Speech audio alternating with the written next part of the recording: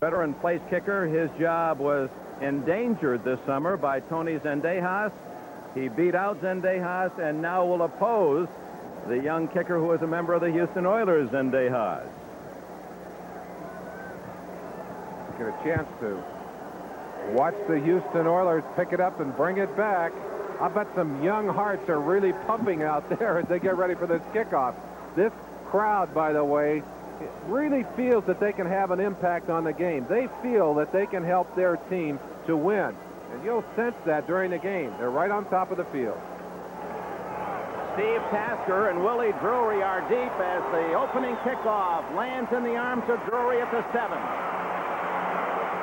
And he breaks momentarily into the clear out to the 29-yard line before he's wrestled down by newly acquired Ken Jenkins, a former Detroit Lion. Warren Moon, the #1 man for the Oilers, with Butch Wolford, the former Giant. Larry Moriarty signed just 2 weeks ago. Excellent blocking back. Tim Smith, leading receiver. Drew Hill from the Rams. Tight end Jamie Williams. The front 5, young and strong. Eric Moran, Mike Munchak, Jim Romano, John Schumacher, and Bruce Matthews. Dean Steinkuhler could play today, #1 draft pick a year ago. From the 29, the call is to Wolford for 2 tough yards up the middle. Mel Kaufman spearheading the charge for the Redskins. And here is how Washington aligns itself defensively. The 4-man front, Mann, Butts, Grant, and Manley. The linebackers led by the leading tackler Olkowitz, with Kaufman and Malott on the outside. At the corners, Darrell Green and Vernon Dean, with veteran Tony Peters and Curtis Jordan at safety. 2nd and 8.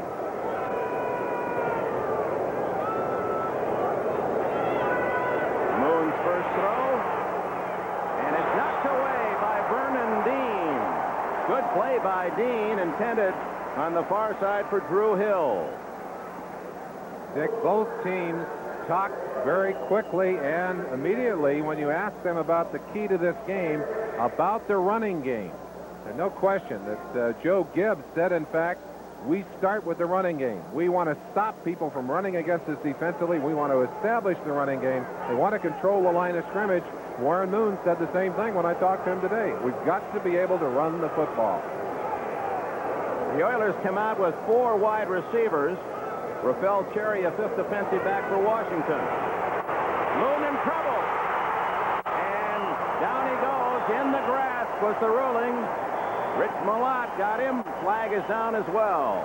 Moon did not see Malott, the linebacker, coming in on the blind side, and a quick whistle. They ruled he was in the grasp and control of the tackler. And holding is also the call against Houston. You can almost feel like you're in the secondary. Good blocking inside, but they did not pick up the blitz. Right there, Malott able to get in, get a hold of Moon. They'll decline the penalty and bring it back out to the 31-yard line. I guess maybe they're calling that an incomplete pass, because they did not mark it at the spot of the sack. I believe there were 2 flags down. I didn't see the second flag. They're offsetting penalties. Apparently a holding call against the Washington secondary, holding call against the Houston offensive line. So it's going to be 3rd, and we'll play the 3rd and 9 again. That's a plus for Moon. He gets a second chance. Same formation. Wide receivers, 2 on each side. Too much time. Delay of game. That quick whistle, and unlike years past where it seemed that the NFL teams had an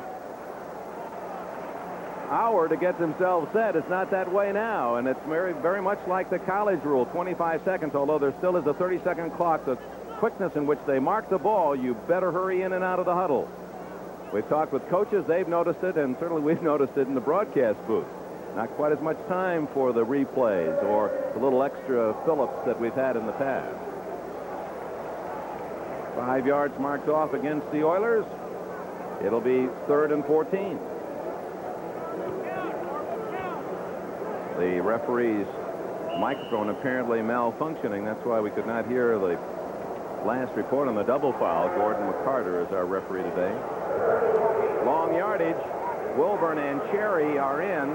6 defensive backs for the Skins.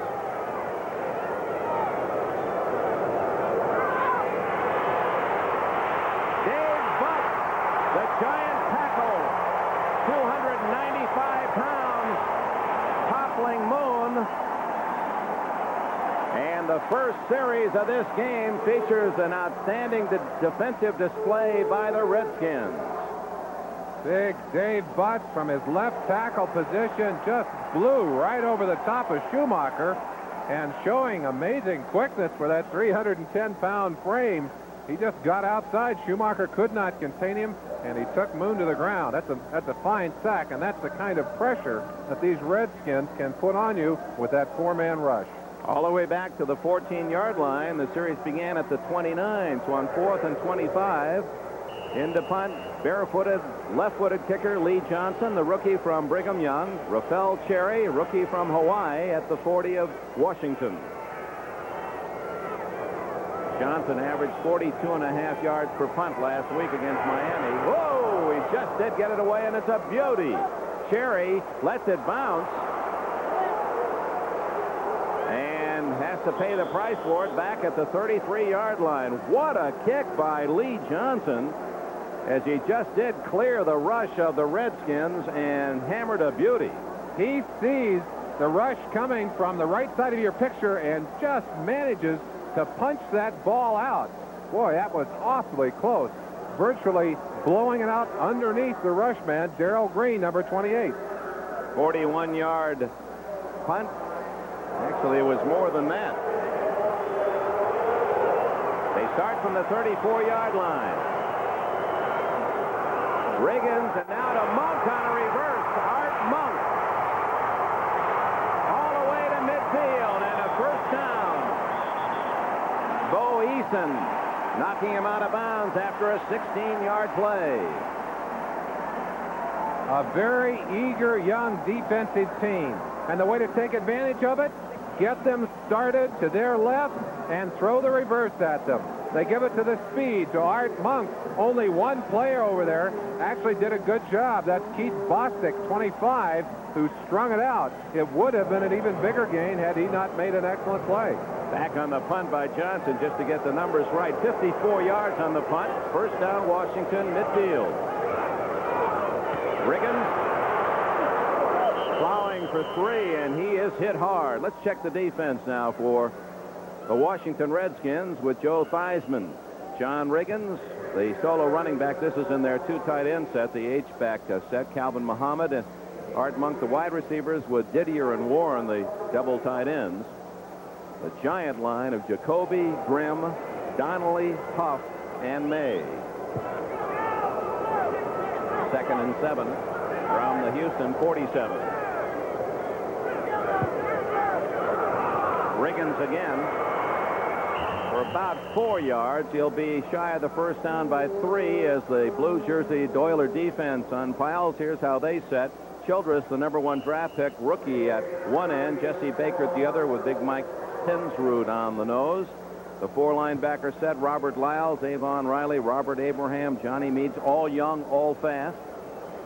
Cornerback Steve Brown, the AFC Defensive Player of the Week last week, and Patrick Allen, Keith Bostic, and Bo Eason in the secondary. An extremely young defense for Houston. They've really rebuilt in a hurry. 3rd and 3. Theismann wide open. Gary Clark all the way to the 19-yard line. A 23-yard play.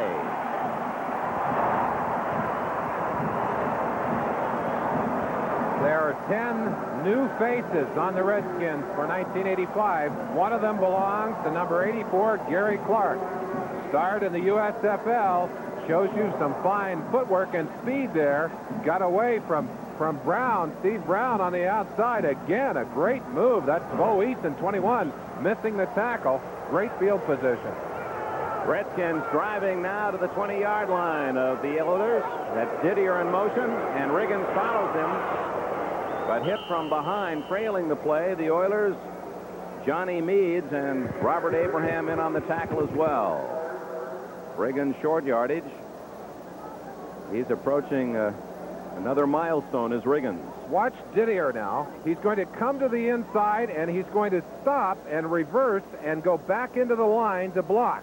Let's turn him loose now. Watch him as he starts inside. He'll cross the center. He'll roll back to the inside, and now he becomes a trapper, like a trapping lineman, working right there on Stensrud on the inside. Actually, Childress, 79. 2nd down and 7. Going for 6. Calvin Muhammad, touchdown.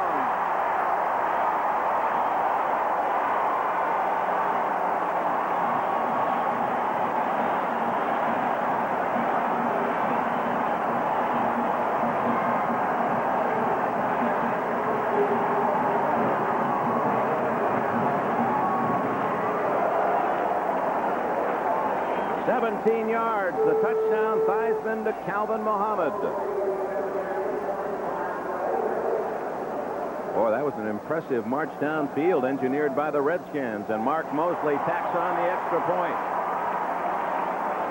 Timeout, 5 minutes gone, first quarter. Redskins 7, Houston nothing. Doesn't seem like a big difference, those average years for the Oilers and Redskins, but the Redskins are the oldest, second oldest in the league, next to the Raiders and just ahead of the San Francisco 49ers, and the Oilers are way down, one of the very youngest, maybe Indianapolis younger. Redskins tough at home. No question about it, but, you know, going back to the age, 3 years in the NFL can be a lifetime, Vic. An entire career, indeed. Short, this kick. Tasker at the 10. Picking it his way to the 30, 40. Steve Tasker at the 50, and he's all the way to the Washington 38-yard line. Tasker from Northwestern, the number 9 draft pick, and he puts the Oilers in excellent position. A great example of the speed that we talked about in our opening, and one of the reasons that this team is explosive and a bit frightening, even for a veteran team like the Redskins. They can explode on you with that kind of speed, not only on special teams, but also from their wide receivers. Tasker did a great job of waiting back so that when he caught the ball, he was already at full speed like an outfielder getting himself set to throw to home plate. Paying the price is Larry Moriarty, who was the number 1 rusher for the Oilers last year, gained 785 yards, then held out, and he gets a couple other scores early. The Bears 7-0 against New England. They're underway in St. Louis, where the Bengals lead 7-0. Detroit a 3-0 lead against Dallas in the first quarter. The Rams 7-0 at Philadelphia. And apparently that's it to this point. Dieter Brock of the Rams and Warren Moon, of course, of the Oilers, migrating down from the Canadian Football League as quarterbacks in the NFL. Good protection. Moon ducks out of bounds at the 31. Mann and Butts applying pressure. Good coverage downfield by the Redskins secondary. And you really had the feeling that Warren Moon was measuring Dave Butts. Butts is coming to the sideline, and Moon is saying, how much yardage can I get before I need to get out of bounds so that big son of a gun's not going to hit me? Well, that's a pretty good measuring stick just to get that 6'7", 295 or so he is listed. Well, he's about 310. He's well over that 295 number. That's a cosmetic number, Dexter. 3rd down, 8.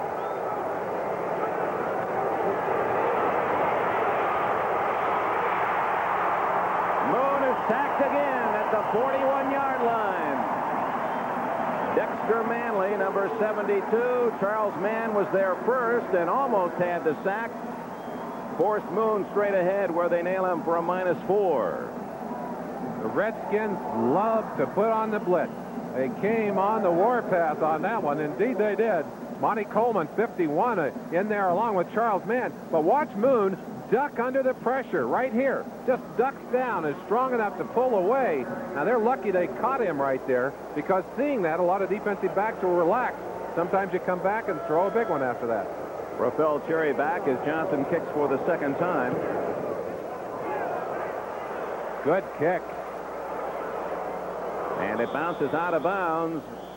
Appeared to be around that 10-yard line. right at the 10. Timeout in Washington, 8:21 remaining first quarter. And, of course, Chiefs crown one of the stars last year, winning the Marlboro yesterday. That'll be in November on NBC. First down, Redskins leading 7-0 at their own 10-yard line. Heisman play action. Art Monk, the leading receiver in the National Football League last year when he caught 106, has about 8 yards on that first down play. Steve Brown made the tackle. We talked about the tough home team record of these Redskins. 14 of their last 15. One of the reasons they're so tough here is because this crowd is so loud, you have trouble getting offensive and defensive signals, and it just amplifies the emotion on the field. Rams have added a field goal to their lead at Philadelphia. There's a first down, and for the Diesel, John Riggins, that is the 3,000th time in his long career, the oldest running back in the National Football League. Riggins has either rushed or received the ball 3,000 times. From down on the field, you'll have the feeling of the surge of that big offensive line. 66 Jacoby on Baker there.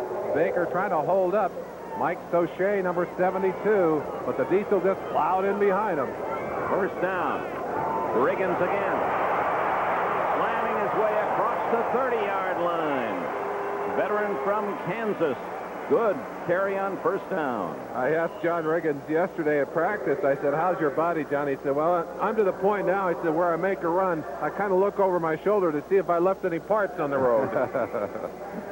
Yeah, the old semi working here in the first quarter. And, of course, George Rogers, acquired from the New Orleans Saints, former Heisman winner, ready to do his job, and we figure to see him in the second quarter. Didier and Warren, double tight end. That's Didier. Excellent speed. But back to Riggins, and he's close to the first down out at the 34-yard line. Detroit 10, Dallas nothing first quarter. That'll please the fans here in the D.C. area. Larry King talked about that. He said Tex Schramm said when with that kind of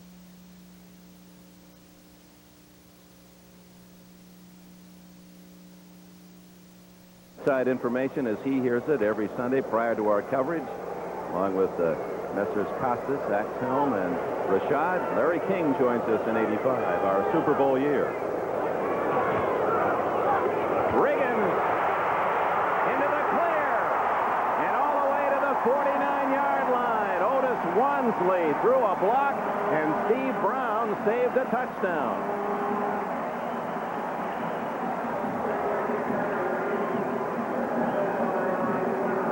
Very often, we give all the credit to the running back. But let's watch Otis Wansley, 39, lead Riggins into the hole. Blocking right there on number 25, Keith Bostic. And he's the man that opened the way for Big John Riggins. And, boy, I'd hate to be out there trying to tackle him one-on-one. He rumbled for 15 yards and a first down at the 49. Riggins again. He's got running room. 40, 35, 33.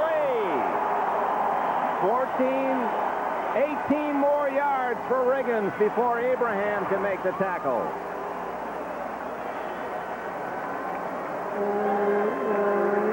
The Washington Redskins pulling the guard and tackle from the right side. Ken Huff, 61, and May, 73, coming all the way around. That's student body left in front of Riggins, and you've got a lot of blue shirts over there. That's good pursuit. Unfortunately, that's a lot of yardage before they caught up with him.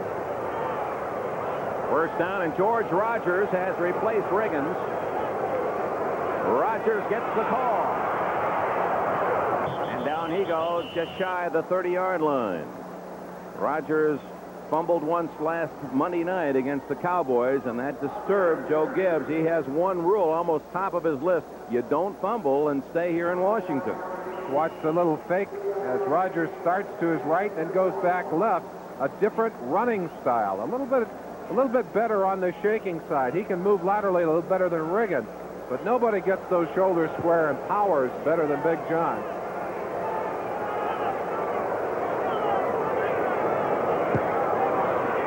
Rogers again. Good second effort. He's still on his feet all the way for a touchdown.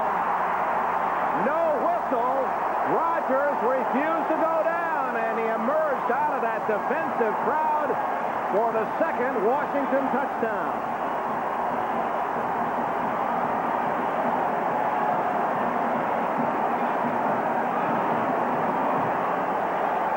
Well, if John Riggins is the diesel, what are you going to call George Rogers? Boxed up inside, he just kept those legs pumping and exploded out through the pack. Mosley's extra point is blocked. Mosley's endeavor to make it 14-0 smothered by the Oilers. Timeout, 4:23 left, first quarter. Unflappable, Hugh Campbell. Great success with the Edmonton Eskimos up in the CFL, and he watches Steve Tasker, who returned the last kickoff all the way to the Washington 39, have to take the touchback at the 20. Let's go back to George Rogers. What a power run, 31 yards. You'll see Rogers disappearing into that mound of blue shirts, but watch him pop out on the left side of your screen, refusing to go down. Keeps those feet moving right there. Patrick Allen, 29, had a shot at him right there, and then Rogers turns on the speed. Avon Riley, 53, chasing from behind, and he's got a 4.6 40 speed. He could not catch up with George Rogers. His first touchdown as a Redskin. It's 13-0. Credit Mike Stensrud, the nose tackle, with blocking the extra point. And again, a penalty before the ball is snapped. See if the microphone Ball works. start, Ooh. 76, offense. Yes, it's working.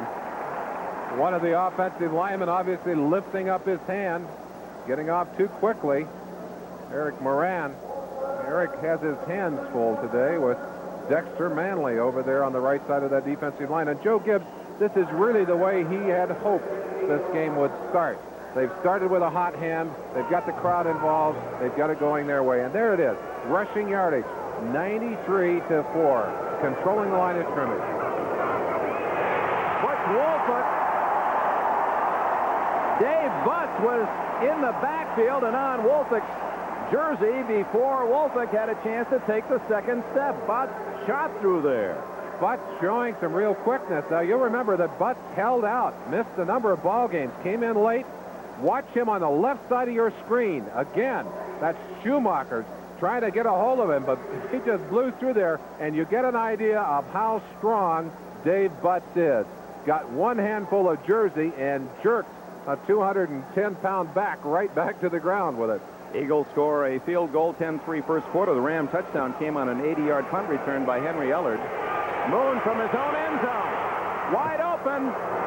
And a first down from Mike Holston, number 84. Number 3 pick out of Morgan State in 1981. And Holston gets the Oilers their first down. And meanwhile, back at the 5-yard line, a little push and shove between Charles Mann and a group of the Oilers.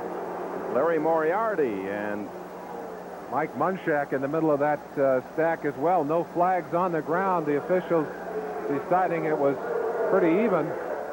Munchak, by the way, I think holds the ticket record here today. 110 tickets. A busload of his relatives from Scranton, Pennsylvania.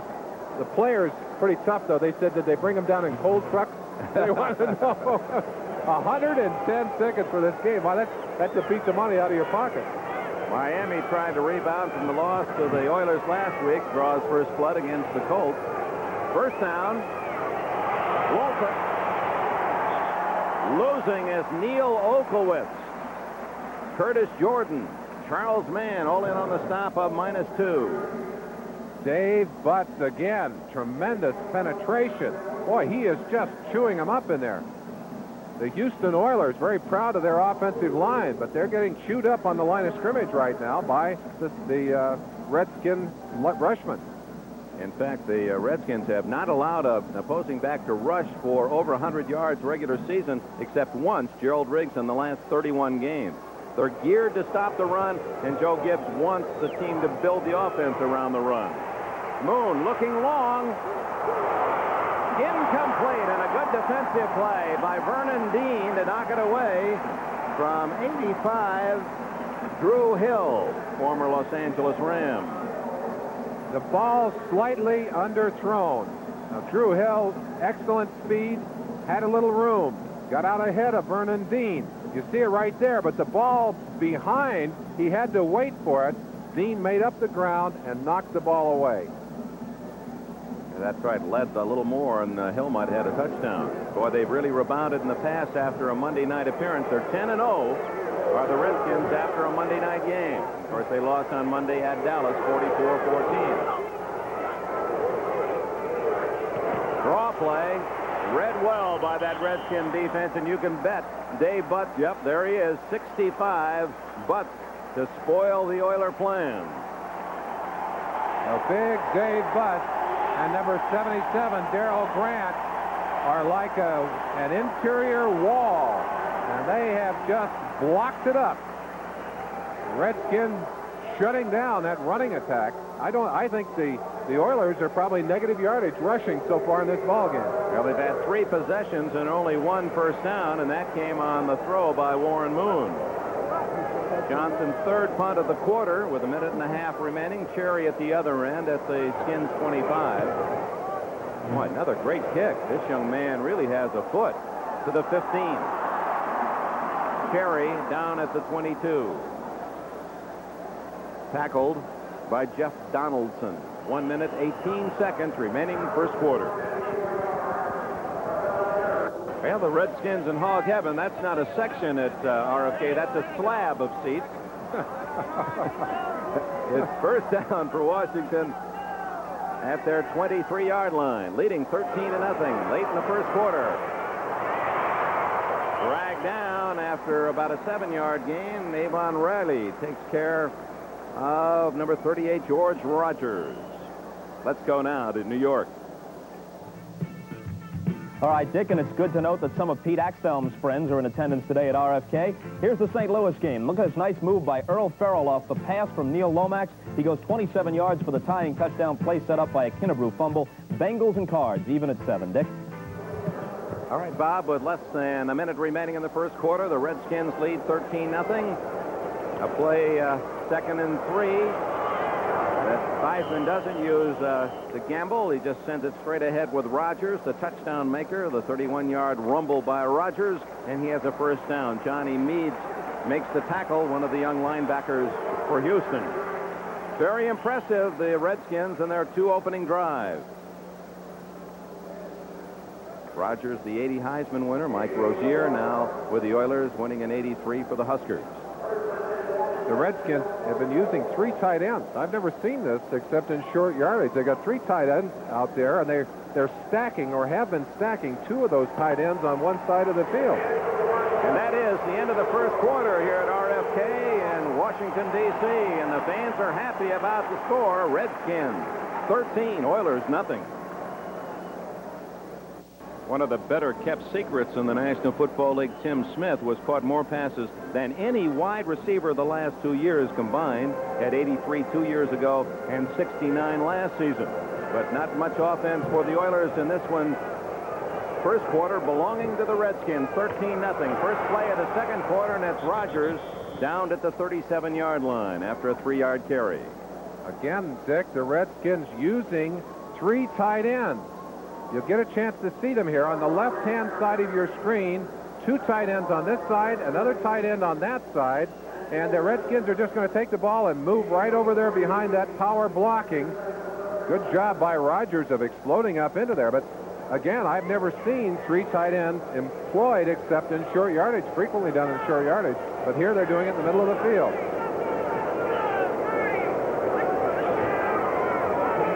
A quick out to Monk. Gallery Monk is to the 41-yard line. He hung up a lot of portraits last year, 106 of them, 7 for touchdowns to break Charlie Hennigan's long record, the former Oiler. There are the first quarter statistics, and as you thought, Merlin, minus yardage rushing for the Oilers. Well, that certainly is bad news. The one thing you don't want to have to do against these Redskins is be forced to throw the football without the option of running it, and that's exactly where the Oilers have placed themselves. And right now, you have the feeling that the Redskins are going to a body punching kind of game. They're just going to steamroller this Houston defense.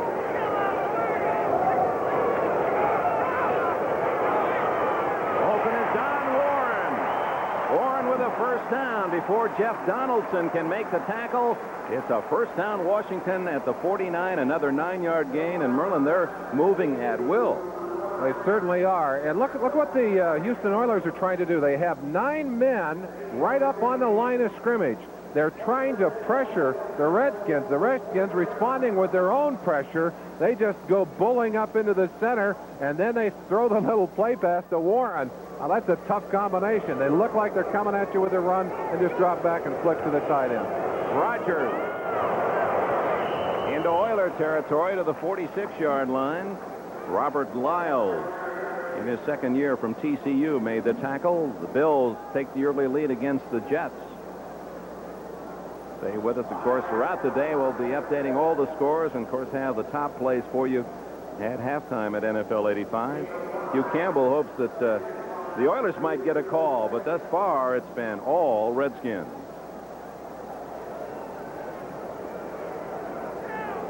Monk way out to the near side, and Didier in motion. Rogers inside the 40, and another first down.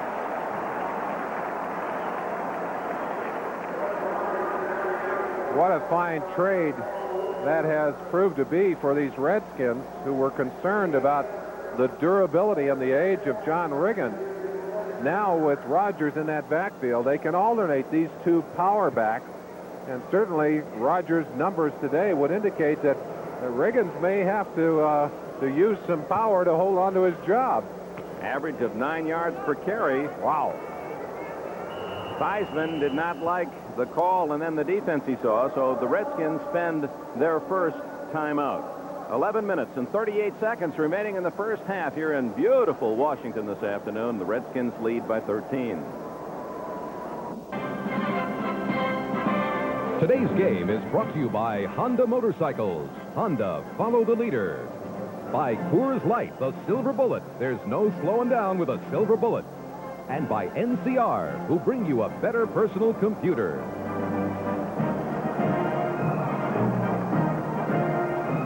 .11:38 remaining in this first half, and George Rogers on first down, slamming up the middle, and into number 74, Richard Byrd, and 53, Avon Riley.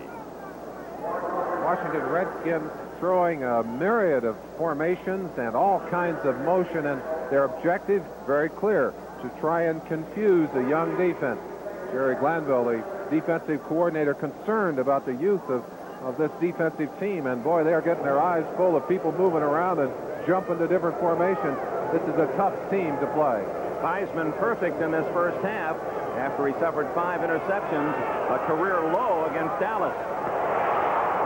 Don Warren, and it was Avon Riley, I believe, got a little piece of the ball to deflect it, and then Keith Bostic was there to apply the cruncher just in case. But watch the hit at the end of this play.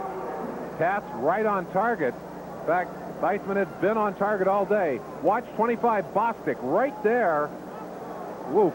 I don't know if I like that, Dick. In fact, going for the head that way really bothers me. I hate to see that. Warren is down on the ground. You don't have to take a man's head off to get the ball out of his hand. Bostic, let's not try and climb inside his head. Maybe he was aiming at the ball, but he got a good piece of Don Warren's head in the process. Warren okay, but certainly feeling the pinch of that blow right to the face mask. Former San Diego State star and number 4 pick by the Redskins back in 1979. Updating scores, Miami another field goal in the second quarter to lead the Colts 6-0. Miami a huge favorite at home in the Orange Bowl to rebound from their loss at Houston last week. This telecast, presented by authority of the National Football League, intended for the private use of our audience. Any rebroadcast or other use of this telecast without the express written consent of the Washington Redskins and the National Football League is prohibited.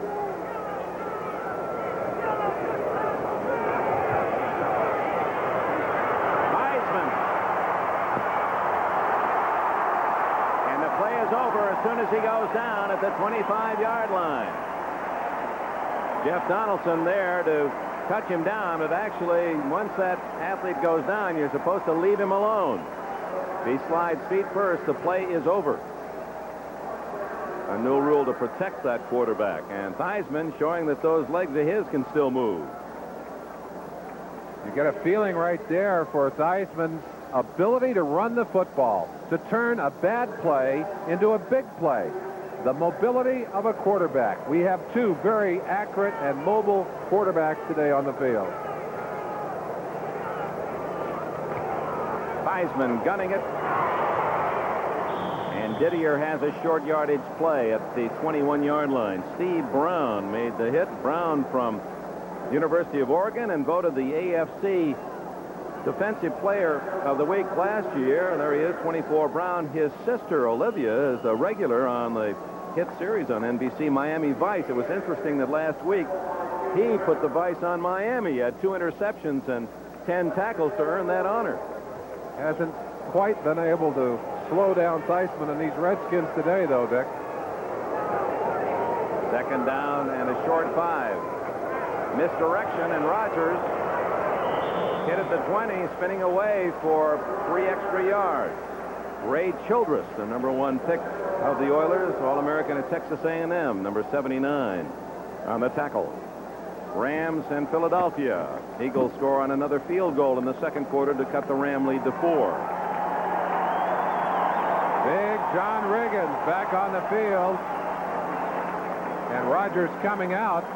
They put the heavyweights in there on this short yardage situation. Now you see the 3 tight ends in there.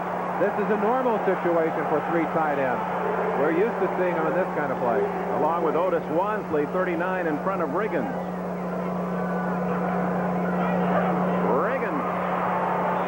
I don't know. That was a good defensive charge by the Oilers, one of their best of this half. Avon Riley and Rod Cush, number 37, coming up from the secondary. They're going to measure it. Talking to Jerry Glanville about his defense, one of his big concerns, those 2 outside linebackers, Lyles and Meade, are not very big. Hugh Campbell said the same thing. He said, we've got a lot of speed, but we don't match up very well against that big, strong offensive line. They're going to measure, but apparently Joe Gibbs feels they did not make it because he's already sent his field goal unit onto the field, and he's right by almost a yard. So Mosley and the kicking team on with a 13-0 lead. That field goal, if successful, gives them the 2-touchdown plus advantage. It'll be either 34 or 35 yards for Mosley, who did not attempt one on Monday night at Dallas, but he was a solid 24 for 31 last year. Mosley, I don't know if he still wears 6 pairs of socks on that right foot, but it's always been a padded weapon for him. He is the last of a dying breed, the last of the straight-up kickers. All the rest kick with the side of the foot. He still punches with a toe. And he is accurate from 34. 8 minutes, 32 seconds left in the half. The Redskins have scored on all 3 possessions. Jeff Hayes to kick it off for Washington. The Redskins lead 16-0. It'll be Tasker coming up at the 10. Steve Tasker, the rookie from Northwestern, into the clear again. Only Hayes to beat. And Hayes knocks him out of bounds at the 39-yard line. That's almost an exact return of the first one. He got it at the 10, took it to the 39-yard line the last time. Tasker, a good return effort. Special teams coach Wayne Sevier is going to be up nights watching these returns. Ordinarily, these Redskins have excellent special teams. Tasker again starting to the right, but watch the cut right here back to the left side. Good blocking up front by the wedge, and then it's all speed. Jeff Hayes, safety man. He kicked it off, and then he becomes a safety. Did a good job of stopping that play. They mark it at the 40, Washington territory. Moon fumbles, picks it up, and gains 5.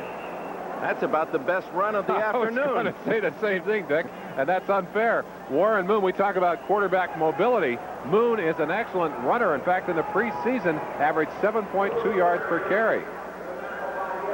And that was a concern of the Redskin defense, Moon's mobility, the fact that he can scramble and on a broken pattern perhaps buy some time. And Dave Butts walking slowly off the field. No, he's back into the, he's holding that left knee. He's on the sideline and reaching down at that left leg, and of course the way he's playing, the way he's been dominating, that's not good news for the Skins. Fake to Rozier. Moon. What a throw, complete to the 20-yard line to Tim Smith. How did he get that ball threaded through all those Redskins? I think that is about as tough a throw for a right-handed quarterback as there is. Running to his left and having to throw against the strength of his body. Watch the rollout here, the sprint out. Moon has not been getting time in the pocket. He comes out. But watch this. Look at the strength of his arm, and right on target to Tim Smith. Boy, that is a superb effort. He's stepping out of bounds, throws the ball back against his body. A perfect strike to Smith, and a first down at the 20. Fumbles again. And Rozier pounces on it to save the Oilers at the 24. That's 2 snaps out of 3 that Moon has not been able to handle cleanly. Got to wonder if maybe Moon is not trying to get out of there a little too quick. Now, he has had some thumb problems. He took a fracture in his thumb on August 31st against the Cowboys. Told me in the locker room before the game that the thumb is not bothering him. The pain is gone. But well, there's some pain looking at the 5 opponents that they've got to face. They beat Miami, but look at the rest of those troops. Whoa. Go to Pittsburgh next week. Dallas, Denver.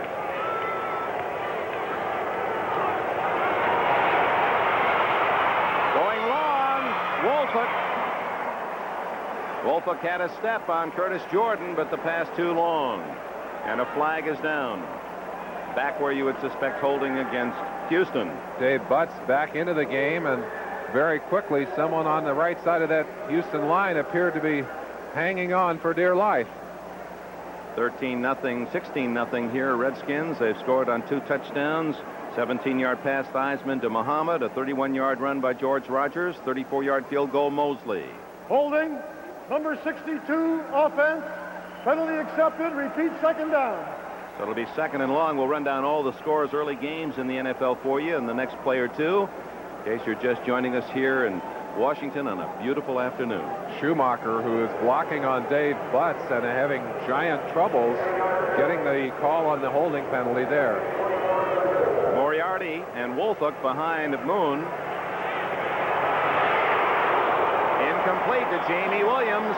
And Moon is down as Darrell Grant and Dave Butts were in on top of the Oiler quarterback again.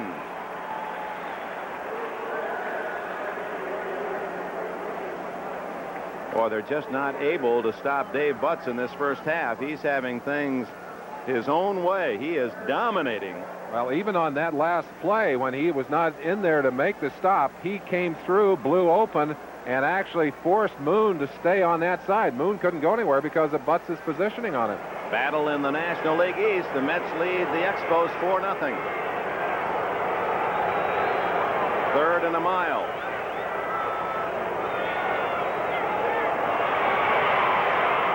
Moriarty trying to buy some yardage so that the Oilers can at least get in field goal range. And man, Curtis Jordan pushed him out of bounds at around the 28.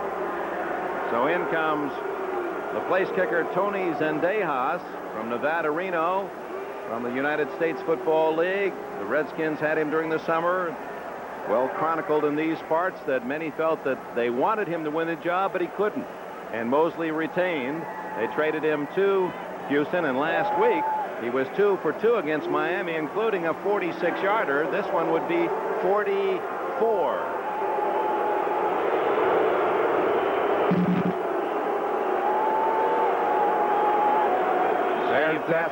There's the crowd trying to intimidate Zendejas. Tasker is the holder. It is good.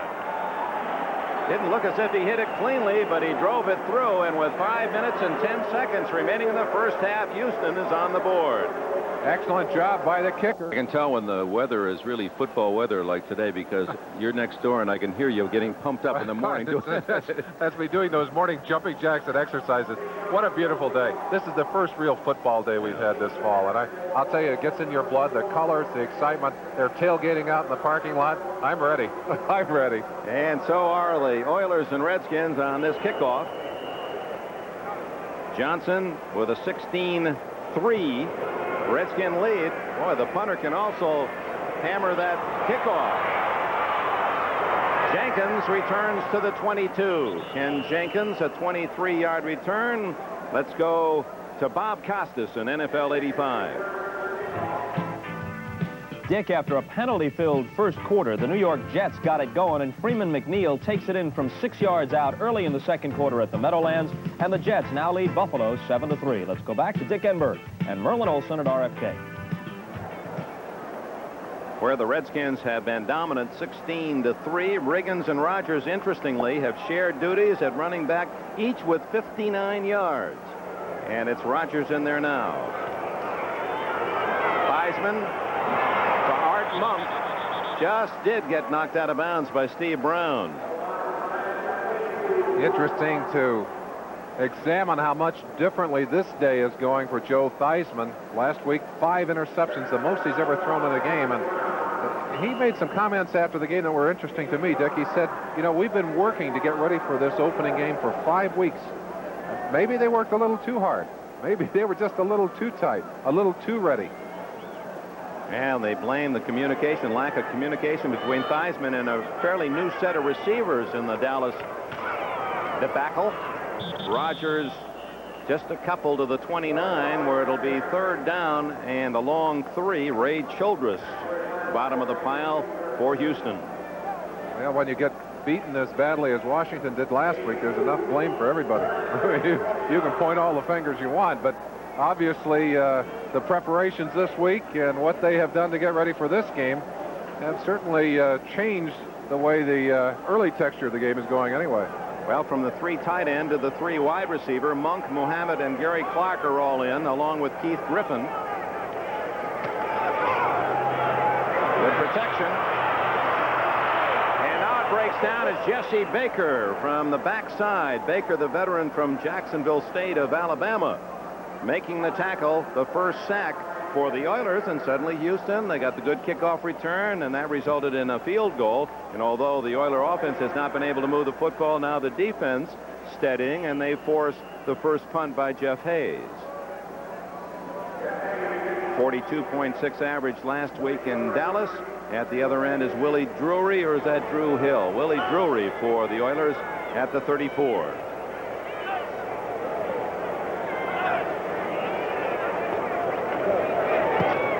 End over end and short. Drury at the 43, 50. And he ducks into the Washington 47-yard line. So Houston once again begins in good field position. Only a 36-yard punt, 9-yard return. Other scores, Bears leading in the second quarter, 7-0 over the Patriots.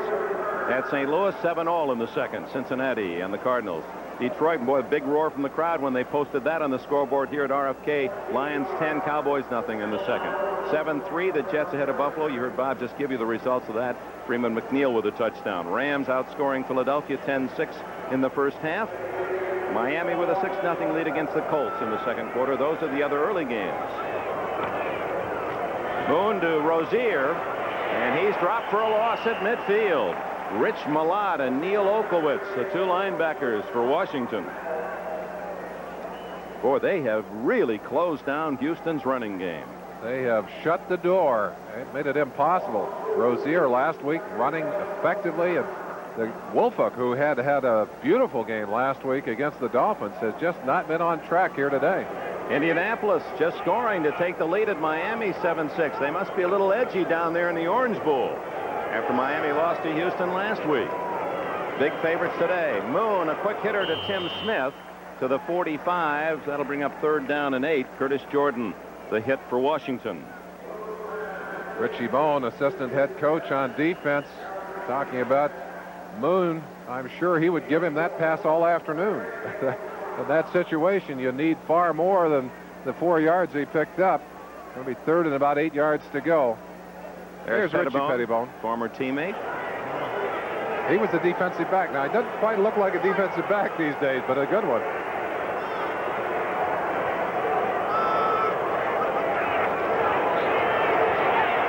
Moon to Wolford.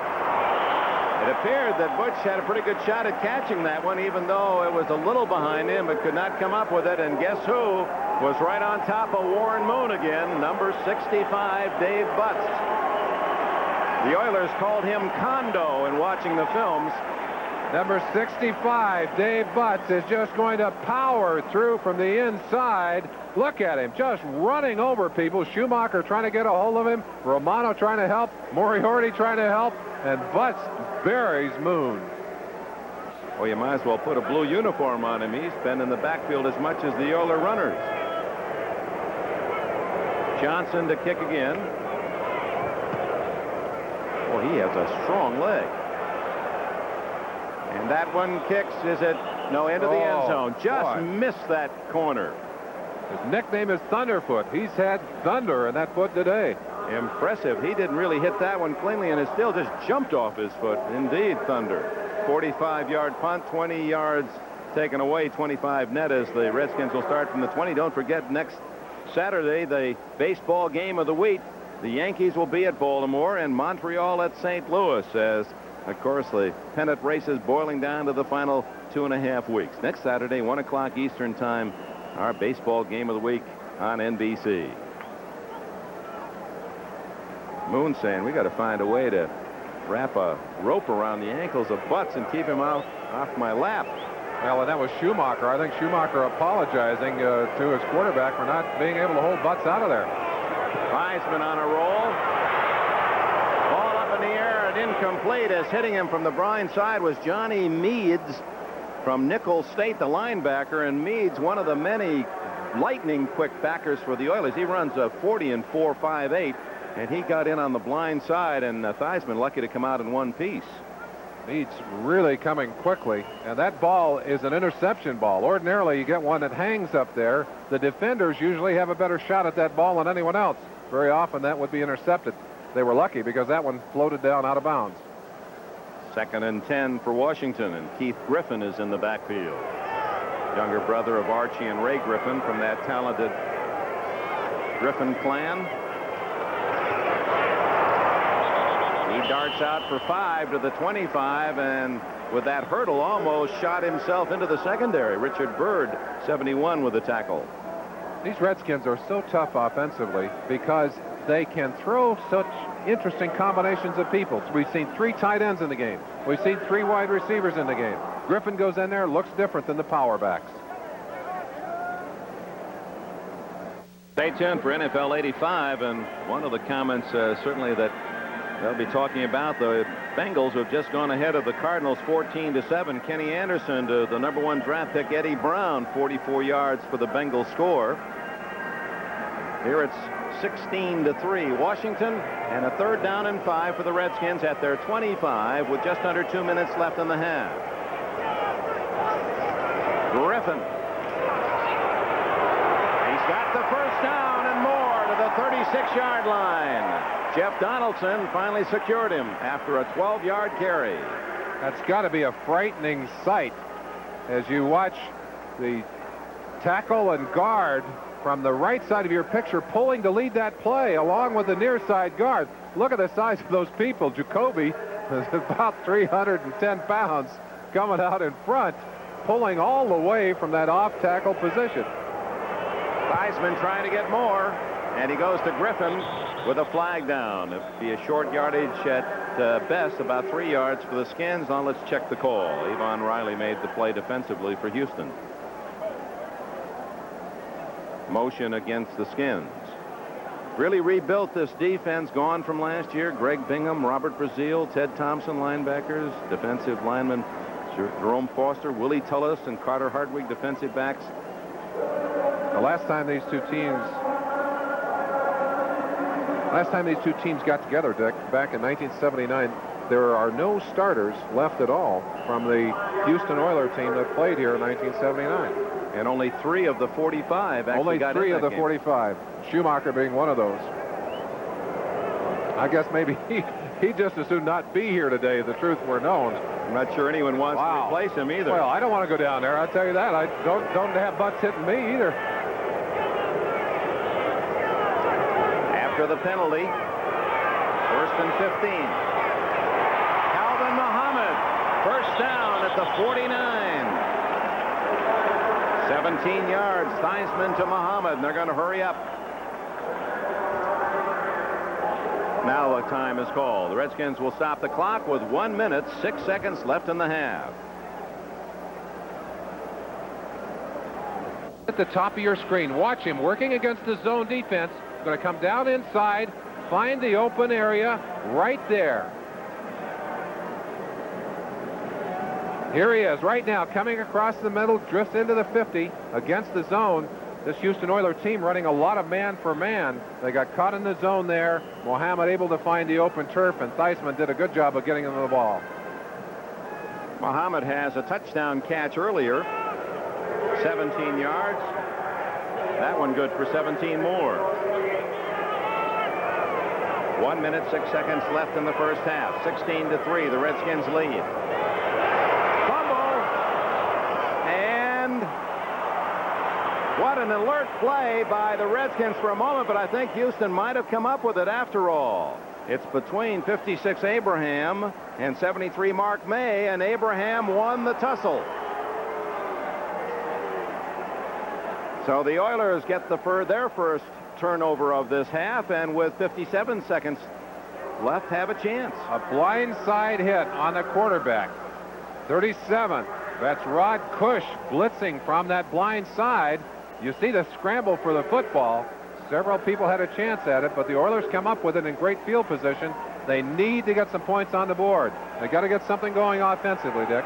57 seconds left in the half. You'll recall Monday night, it was that touchdown in the final seconds by Dallas that really turned the game around for the Cowboys. Moon to Jamie Williams, his tight end, down at the 22. Vernon Dean with a tackle, and time called by Houston. They still have 2 remaining. 45 seconds left for Warren Moon and the Oilers. The rushing statistics tell the story of the first half to this point.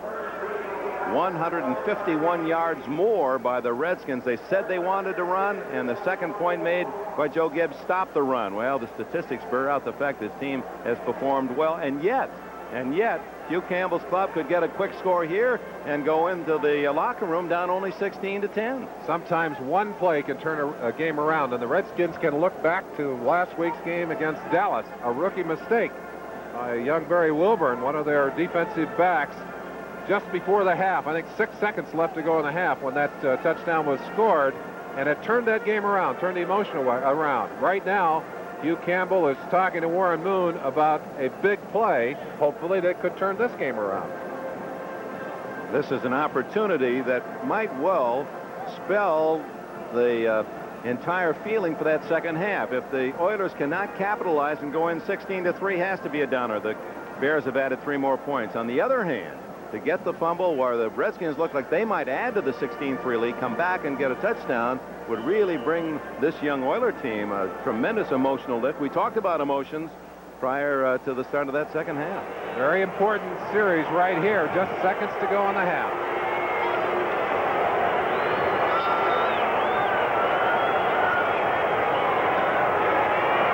Moon into the end zone.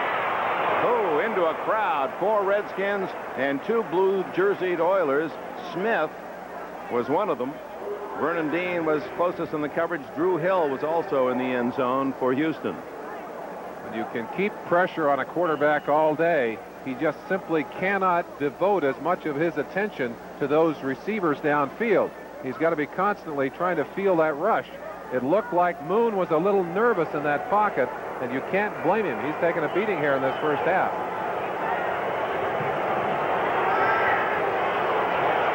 39 seconds left in the half. Good protection this time. The 10, and Moon to the 6, and a flag goes down, and time called by the Oilers with 29 seconds left. 16 yards if it counts. We've got a penalty for an illegal block against the Oilers, and that's going to move it back. It still will be good yardage for Moon, but it's going to take most of that gain away from him. See Monty Coleman indicating that it is a block in the back against Houston. But what a great play by Warren Moon. We talked about his mobility earlier. Now watch him here. He feels the pressure coming in. He knows the room is up front, just sidesteps and uses that good speed to get away from Mel Kaufman, 55. Now you notice he didn't slide. He's going for the yardage.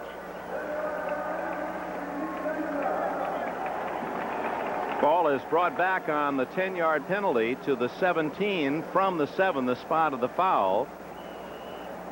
It'll be 2nd down and 5. You see Miami now has regained the lead before the half down at the Orange Bowl against the Colts. 29 seconds left. The Oilers have 2 timeouts remaining. And 2nd and 5 from the Washington 17-yard line. Hill and Smith both to the left. Moriarty and Wolfhook, and that's Wolfhook in motion. Redskins were offside where they drawn off. Dexter Manley, was he reacting? Eric Moran, number 76, jumping back, tremendously concerned. Ball start, left tackle offense. Yeah, 76. His problem is that he is a very strong offensive lineman, but he is not as quick as Dexter Manley. And he's so concerned about protecting that quarterback that he's trying to jump that count, and it was costly there. It's been a series of little mistakes for the Oilers in this first half. St. Louis has rallied to tie the Bengals 14-all late in the second quarter. It's got to be frustrating for that man, Hugh Campbell. He is a most interesting coach, very patient. In fact, both of these coaches, both Campbell and Gibbs, on the exterior do not have that football coach look to them. In fact, I think if you gave people a look at them in another setting and said, now mark this list of possible employment responsibilities, football coach is not one of the first ones that you would mark. In fact, I think one of the last. Now they'd win on What's My Line. Joe Gibbs, Hugh Campbell. A critical last half minute of this first half. I am picking up my flag. The false start on the left tackle occurred when he was in a 2-point stance. He did not draw a defensive charge, therefore he did nothing wrong. It will be the same down in yardage. Gordon McCarter with a full explanation. Remains 2nd down and 5 at the Redskins 17-yard line. And Hugh Campbell is out on the field. I think he's questioning the time on the clock now. There should be 2 seconds added, and there will be. That's what Mr. McCarter is now announcing. It had gone from 29 to 27 seconds, and now they've added the 2 seconds. And the rule, very simply, if you're in a 3-point stance, you cannot move. If you're in a 2-point stance and you move but do not draw the defensive man offside, then it's not a penalty. Moran aligns himself against Manley again. Crowd trying to help the Washington defense. Moon underneath to Wolfhook. Malott made the tackle at the 11. That will be, I believe, a first down. And Houston calls time with 20 seconds left in the half. Joe Ferrangeli, you see him right there, the new offensive coordinator. They brought him down from Canada to work with Warren Moon and Hugh Campbell. The three of them, actually, Moon, Campbell, and Ferrangeli, put the offensive plan together. They do a good job of it. McCloskey, an extra tight end. You're looking there whether they're going to go to short yardage if they need to, but obviously 1st and goal, 1st and 10. They can get a first down without getting into the end zone. Ball is at the 11-yard line. Baseball score in the second inning. The Mets leading Montreal 4-0. Detroit 13, Dallas nothing in the second quarter. A field goal by Eddie Murray of 46 yards. So the Lions, who won their opener, trying to spoil Dallas's fun after the Cowboys really thrashed these Redskins 44-14 on Monday night.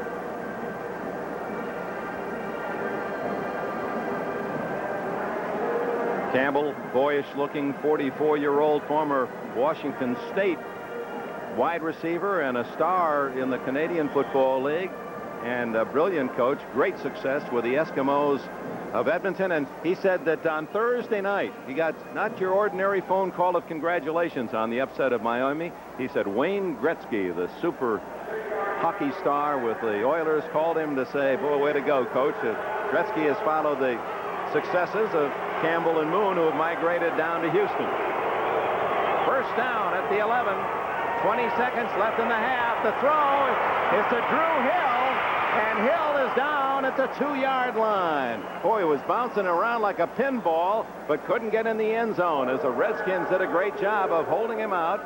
They used their final timeout. 13 seconds left in the half. What a great job by Warren Moon of picking up that blitz. Saw Curtis Jordan, 22. You see him right there coming up inside. read the blitz, threw the quick slant. Great adjustment by Hill. And that's something that the Rams, I don't believe the Rams really got that kind of performance out of Drew Hill. They got him here in Houston as a deep receiver, but boy, he caught it inside. And number 32, Vernon Dean, he actually hit Drew Hill twice to keep him out of the end zone. There he breaks, he hits him there. Hill gets away, but watch here. Dean, he keeps tracking him, and he stops him at the 2-yard line.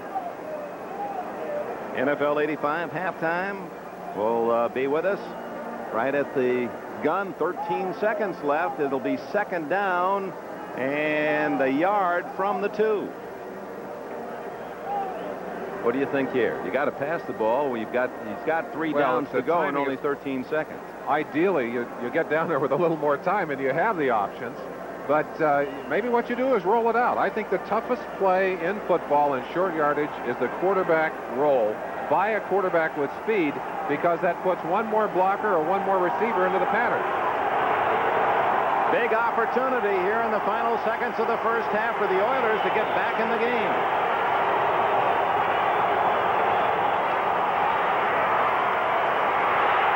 Moriarty cannot hang on. Mel Kaufman was there for Washington. They're trying to isolate the power back, Moriarty. They're trying to isolate him one-on-one on the linebacker. Had he caught that football, it would have been a physical battle between Moriarty and Kaufman.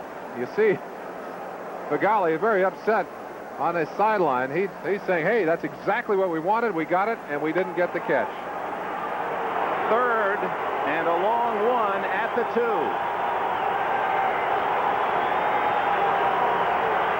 Into the end zone. Touchdown, Drew Hill. So the Oilers get the fumble recovery, and with 5 seconds left in the first half, Houston, totally outplayed for most of this half, is right back in the game. Well, Dick Enberg, we talked about emotion, and we talked about the importance of one play. Right there, an incredibly fine play. Great body control, good hands and concentration, and getting those feet down inside that goal line. Tremendous play by the Oilers to get that 6 points. Lee Johnson's or Zendejas to try the point after, and he drives it through. And of course, that blocked extra point, the Oilers early in the game, could be very crucial now, as after the fumble recovery, the Oilers battle into the end zone, 32 yards in 7 plays, and the complexion of this game has suddenly turned Oiler blue. Drew Hill, his first touchdown in Houston. What a throw and catch. It took almost the perfect combination. You sense the quieting of this crowd, too, Dick, and that's something that ideally, if you could have played the script for the Oilers, really it's been a Washington script right up until the end of the half. But the Oilers script would have been to have some touchdowns early to quiet down this crowd. They've been able to do that with a nice play right here at the end of the half. And now the Redskins are going to have to change their thinking a little bit for the second half. Well, leading 16-0, it was the 50-yard kickoff return by Tasker that set up the 44-yard Zendejas field goal.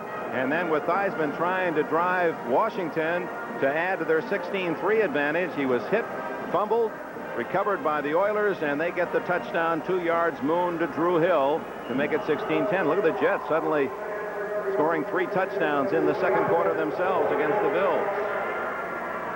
Johnson's kick down to Jenkins. 20, 30, and as the first half comes to an end, Jenkins down at the 37-yard line, and that is the end of the first half. The Redskins leave the field with a 16-10 lead over Houston. Washington Redskins came out early and used their power, Dick. They just went to the body punching game, used their power, but it was finesse really to get them that first touchdown, wasn't it? Well, Rogers here, he just wouldn't give up on this run of 31 yards. They thought they had him down in the pile, his knees driving. Boom, actually that defender actually knocked him free from the grasp of 2 other Oilers, and Rogers' first score as a Redskin. That made it 13-0, and after Mosley had kicked the field goal and Zendejas won for Houston, this throw, boy, talk about a perfect strike. A rainbow And the golden catch by Drew Hill. And so at the intermission here at RFK, it is 16-10 Washington. Back after these messages, your local station. For the second half at RFK Stadium, 16-10. The Redskins lead the Oilers. NFL 85 halftime activities will continue in a moment. We'll be right back after these messages from your local station. Welcome back to RFK Stadium. It is a special day for my partner, Merlin Olsen. He's celebrating his birthday. Can we say how old you are? I don't mind. I'm 45. 45 years old. Happy birthday. We had a wonderful surprise. In fact, 2 surprises for you. And the surprise is that none of the surprises showed up. But we have arranged for you a fun-filled weekend in Dallas. You're going to do the Cleveland-Dallas game. I'll see you there next That's time. wonderful.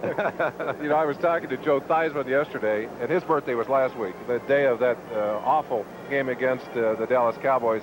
And I said, Joe, you know, it's my birthday tomorrow. He said, I sure hope you have a lot happier birthday than I did. So, well, actually, it did. Oh, it did. my. Look at that now. So that's made it myself this morning. We thought, well, you have to give you a cake. And in the true spirit of your other interests in light flowers, and we all said we couldn't decide which was which. So you're gonna get both. Well, listen, I'm glad there's a lot of seriousness going on down in the locker room.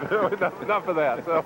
All right, what do you think about the second half? Do you think anyone will change major plans going into the second half? I think both teams are going to come out and try to do, in the case of Houston, what they wanted to do in the first half. They're going to still try and run the football. They've got to get themselves a running game going if they're going to be successful offensively in this second half.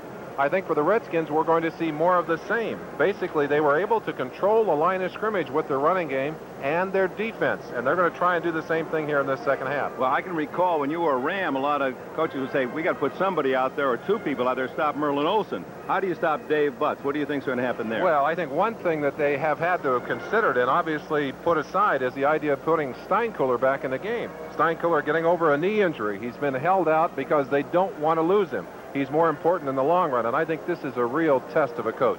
Hugh Campbell knows that Steinkuhler has a better chance if they don't rush him back into the lineup. I think for an inexperienced coach, the choice would be easy. You put the guy in. You say, Steinkuhler, you're bigger and stronger than Schumacher. You go in there and stop Dave Butts. But if you get him hurt in the process, then you've lost the battle.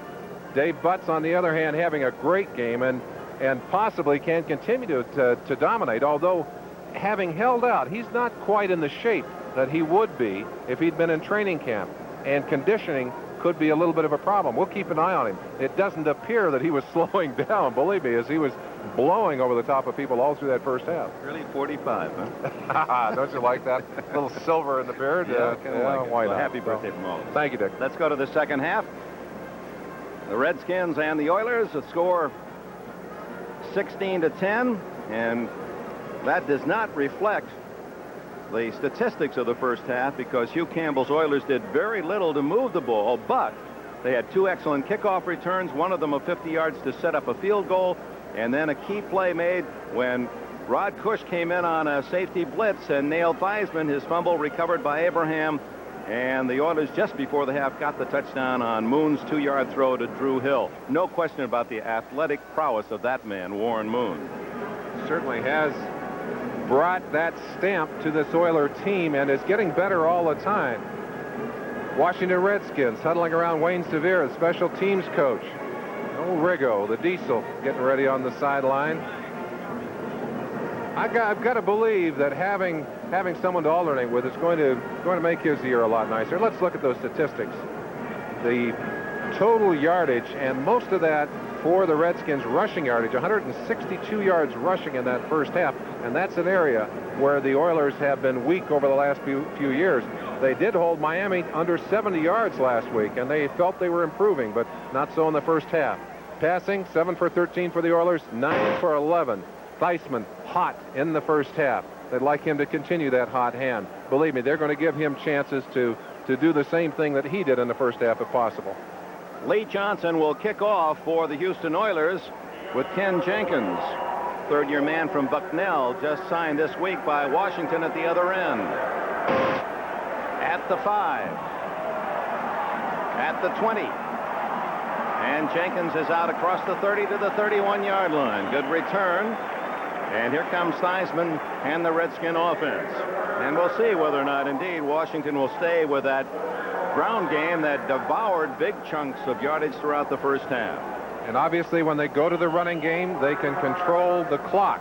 Now, they're still leading in this game, but that's not a comfortable lead. They know that that's one play away from trailing in this game, and certainly when you're playing against an explosive quarterback, that's got to make you nervous if you're Joe Gibbs. Look at this lineup. 3 tight ends all on the right side for Washington. All 3, Didier and Warren and Jones. And then they throw the other way to Art Monk, 35, and he straightened and hit down hard on the far side at the 37-yard line.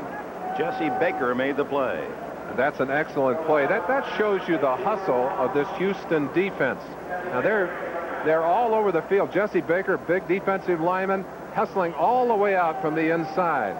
Go back and look at the start of that play. Inside, that's Shea, but there's Jesse Baker. Now watch him. He's getting a good block right there. Is that Grimm? No, that's R.C. Thielemann, who's in for Grimm, who's got a back problem. But he just blew to the outside, used his speed to make the play. 2nd and 3, Riggins to the 39, and that's all.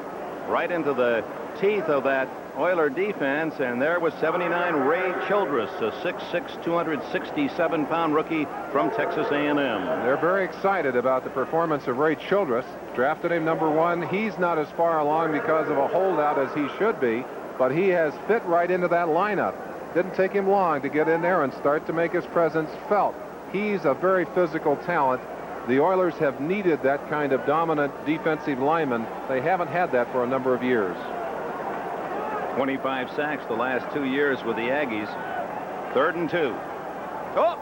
Theismann down, but back up again and down again as Donaldson and Meads, Donaldson from the secondary and Meads the linebacker, record the sack as Theismann tripping as he pulled back from center, and it cost the Redskins 7 yards and a chance for a first down. Hard to see what happened as Joe just spun away on that short yardage play. Perhaps you can see, looking in, looks like he may have hooked the foot of his offensive guard, R.C. Thielemann, coming over from the other side. But then again, maybe just hung up in the turf. Jeff Hayes to punt. Willie Drury back for Houston. Another short kick. Drury racing up to take it on the fly and is downed immediately at the 39-yard line. Now the Oilers have the football for the first time in the second half, and they trail just 16-10. Just a 29-yard punt by Jeff Hayes. The first series right after the half, extremely important for both teams. They want to set the tempo. They want to get it established right here. You saw Don Bro coming over to talk to Theismann. Theismann's first series, nothing. Let's see what Warren Moon can do with his first opportunity.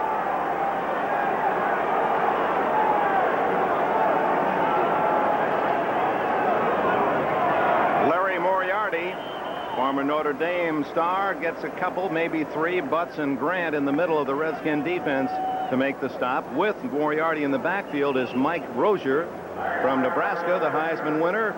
He's had a full year of football after playing a full schedule in the United States Football League, and now with the Oilers. Last week he scored 2 touchdowns, including the winner in the final minute against Miami. But it's Moriarty, the solo back behind Moon, 2nd and 7. Quickie to Jamie Williams, the tight end. Good move.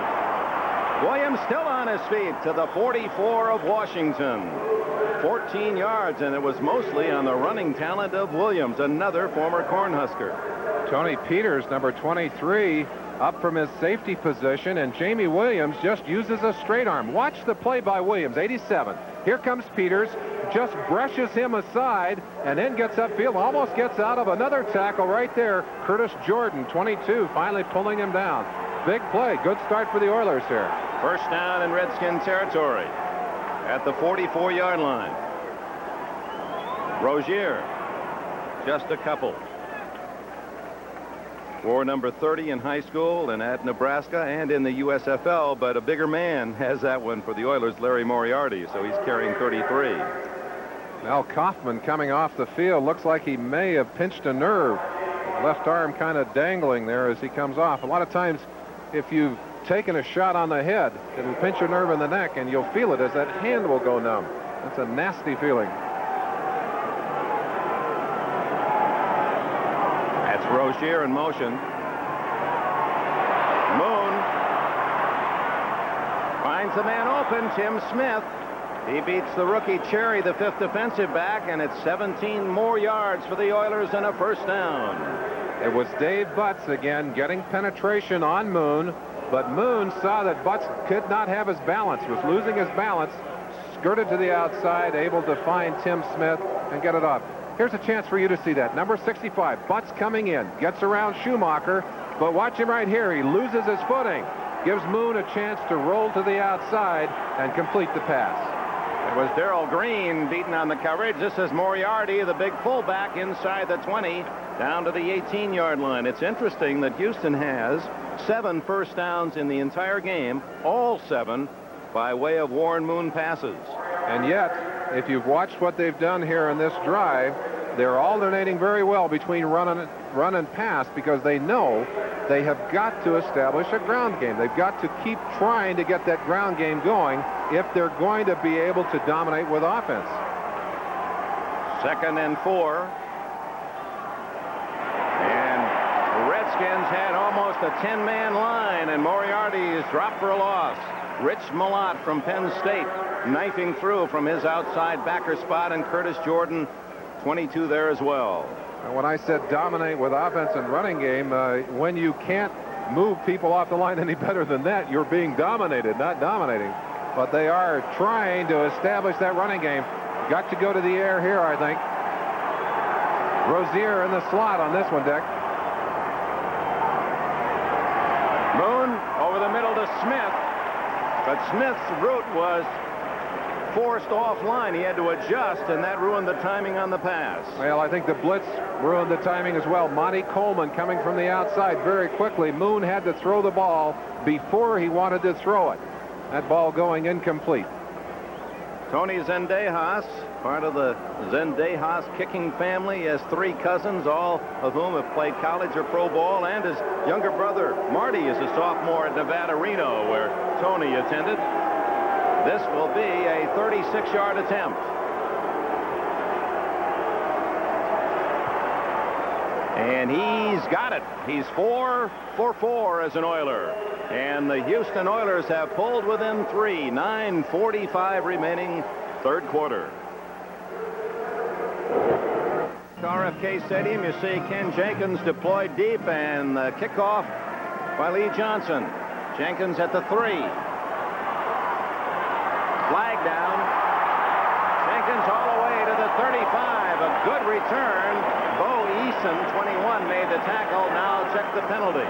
Stuart Anderson, number 58, came down with an illegal block. Knocked one of the Oilers from behind, and it's going to nullify that great return.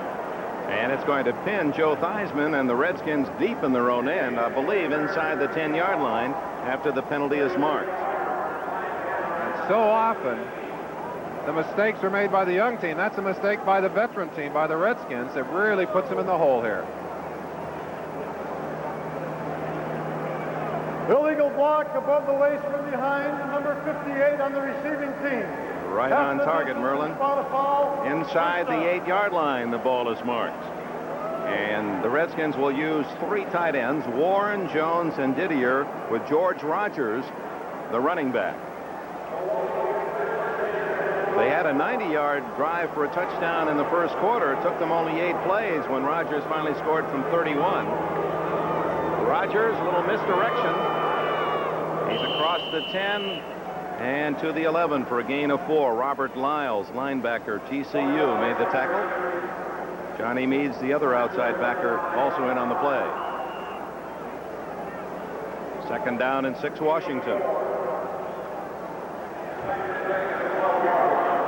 The way the plays are called by the 2 coaches, Gibbs and Campbell, are interesting. They have different philosophies. In fact, Gibbs yesterday telling us that he feels he's almost juxtaposed to Bill Walsh of the 49ers. Rogers struggling to get to the 15-yard line, where he'll be a couple yards shy of a first down, make it 3rd down and 3. There's a lot of publicity accompanying Bill Walsh's success, Merlin, in scripting 15, 20 plays off the start of the game, and Gibbs doesn't do it that way. Joe Gibbs says that he would rather package his plays according to down and distance. Like he'll have a package for 3rd and short. He'll have plays for 1st and 10, plays for short yardage, plays for long yardage. He puts those in, not necessarily by preference, but those he feels that are best against the defense. Always wanting to spread the field, he told us yesterday. Always looking for a big play. Over the middle, and a good catch by Keith Griffin, and a first down at the 24-yard line. A good example right there of spreading the field. 3 wide receivers deep. And then he swings Griffin right in underneath to take advantage of the room that they have created. Theismann looking now to get the signal from the sideline, and Gibbs wants to call those plays. He said, you know, if I let the quarterback call the plays, I feel like a spectator in the game. The other close communication, and not only Coach Gibbs with Theismann, the quarterback, but with Jerry Rome, who's high in the press box, who calls down his offensive thoughts and plans. Tight end reverse, Rick Walker. Flag down as Walker is hit. Dropped at the 34-yard line, and the man who hit him isn't getting up, Bo Eason. Oh, that was a wicked collision. Eason, very important member of that secondary, calls the defensive signals and adjustments. He just got himself a whole wall full of Redskin. There was a flag on the play, and there is a Redskin down back toward the line of scrimmage. It looks like it might be Jacoby. Eason, the younger brother of the New England quarterback, and he's a little wobbly. Joe Jacoby, the all-pro left tackle of the Redskins, being attended to back at the 23-yard line. Meanwhile, the penalty. Holding, number 81, offense, 10-yard penalty from spot of foul, repeat first down. Art Monk. Yeah, Art trying to do a job. He becomes a blocker now. Here comes Walker to the outside. Monk trying to work right there on Steve Brown, 24. Obviously got himself a handful of jersey. And a timeout, exactly the midpoint of the 3rd quarter. Replace the injured Joe Jacoby, and Theismann going long. And a flag down, interference against Patrick Allen of Houston. Calvin Muhammad streaking down the sidelines, and Allen guilty of interference. You see Allen right here, and there's no question, before that ball arrived, he knew he was beaten. He chose to go after the receiver, and he'll pay the penalty. 35-yard penalty to the Houston 41-yard line. That really gets Theismann out of the hole. Houston Oilers trying to bump and run. They're trying to copy some of the aggressive technique used so effectively by the Raiders. Don't yet have the expertise, so they're going to get hurt a few times. George Rogers. He's inside the 35. We pause briefly for station identification. This is the NBC Television Network. WRC-TV, Channel 4, Washington, D.C. 6 minutes, 50 seconds remaining in the 3rd quarter. Washington led early, 16-0. Houston has rallied within 3, and now the Redskins, benefiting from a 35-yard penalty, are at the 34. And good news for Washington, Joe Jacoby, number 66, is back in at left tackle. Rogers, a couple of yards to the 33, maybe only one, will be short of a first down by 2. Baseball today. Let's check the key games. The Mets are leading Montreal 5-1, while St. Louis no score against the Cubs. Dodgers all but in. They're talking magic number in L.A. 3-0 against Cincinnati. Toronto, New York, no score in the 2nd. Kansas City at Oakland, Texas, California later this afternoon on the West Coast.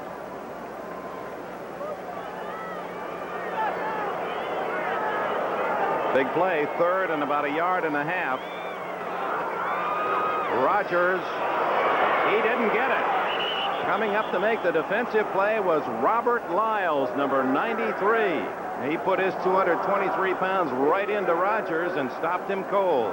For the 2nd time today on a critical short yardage situation, it's been a triumph of quickness over bulk and strength.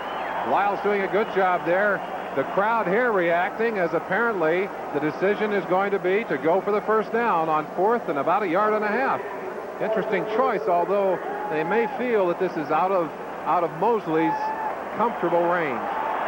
3 wide receivers, Monk and Muhammad to the left.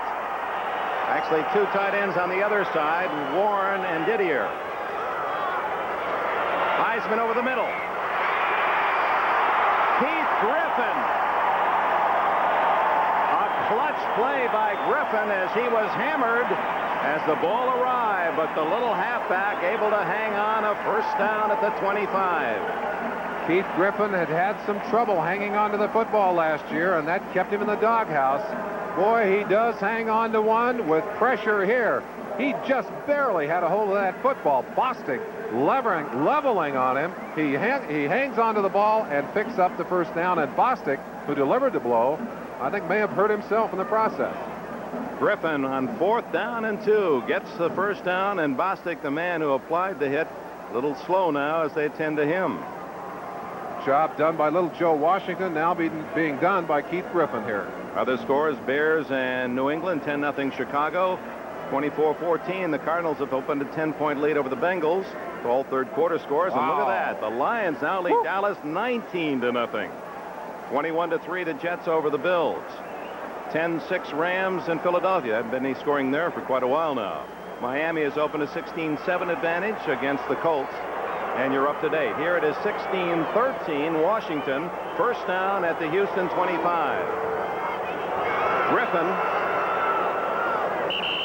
squirting forward for 3 or more. Johnny Meads led the tacklers, and it is, you pointed out early, Merlin, they've got the big power guys and Riggins and Rogers. Then you put in this little jitterbugging type of halfback Griffin, and he's just picking his holes and darting through. I think he'd be hard to see back in there again on that last play. The Redskins running what they call tray right or tray left, where they pull both of the offside linemen all the way across in front of that play. That means that they have all those big bodies leading that sweep around the end.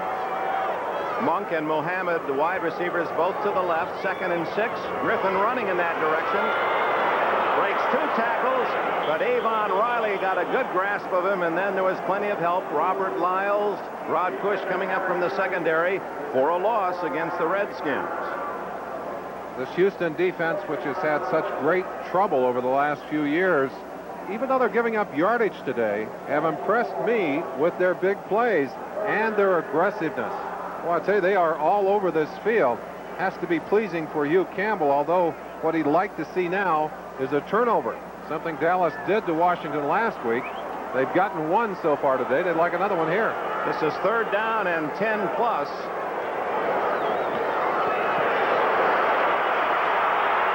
Under fumble, and the Oilers have it at the 38-yard line. Actually, there's going to be a penalty. That was a fumble recovery and then a forward lateral. As Bostic went forward, the man on the ground had tossed him the ball forward, so they'll penalize the Oilers, but it is Houston's ball, as once again, quick as Theismann is, he could not beat the pressure from the backside. That's Rod Cush, number 37, coming in from the backside. You'll see it here again from the blind side of Theismann.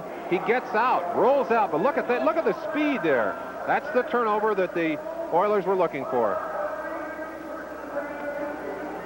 Mike Stensrud was the man who recovered the fumble, and Stensrud, realizing he wasn't about to sprint 70 yards with it, tossed it off to Bostic, but he tossed it illegally forward.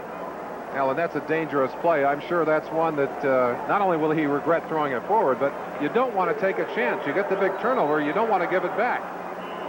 Houston will begin at the 29-yard line as they've recovered their 2nd Theismann fumble with 3:01 remaining. 3rd quarter, we have a timeout at RFK in Washington, a 3-point game. The fumble recovery, Warren Moon to his tight end Jamie Williams, just short yardage to the 31, a gain of a couple.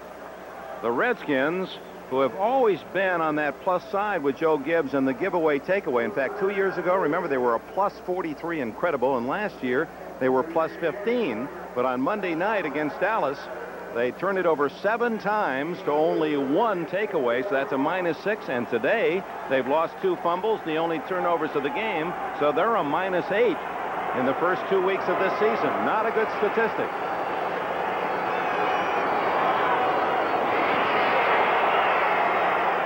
It looked like a mix-up in the backfield, and finally Moon sorted out things and handed it off to his big fullback Edwards for short yardage. Let's now go to Bob Costas in NFL 85.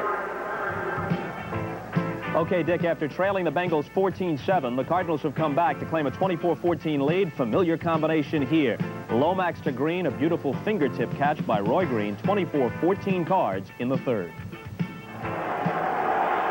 1 minute 53 seconds remaining here at RFK, Bob, where the Oilers have rallied from 16-0 down.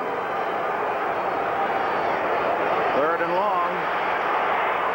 Moon broken up by Vernon Dean. Mike Holston, the intended receiver, and a good defensive play by the cornerback Dean, who led the Skins last year with 7 interceptions.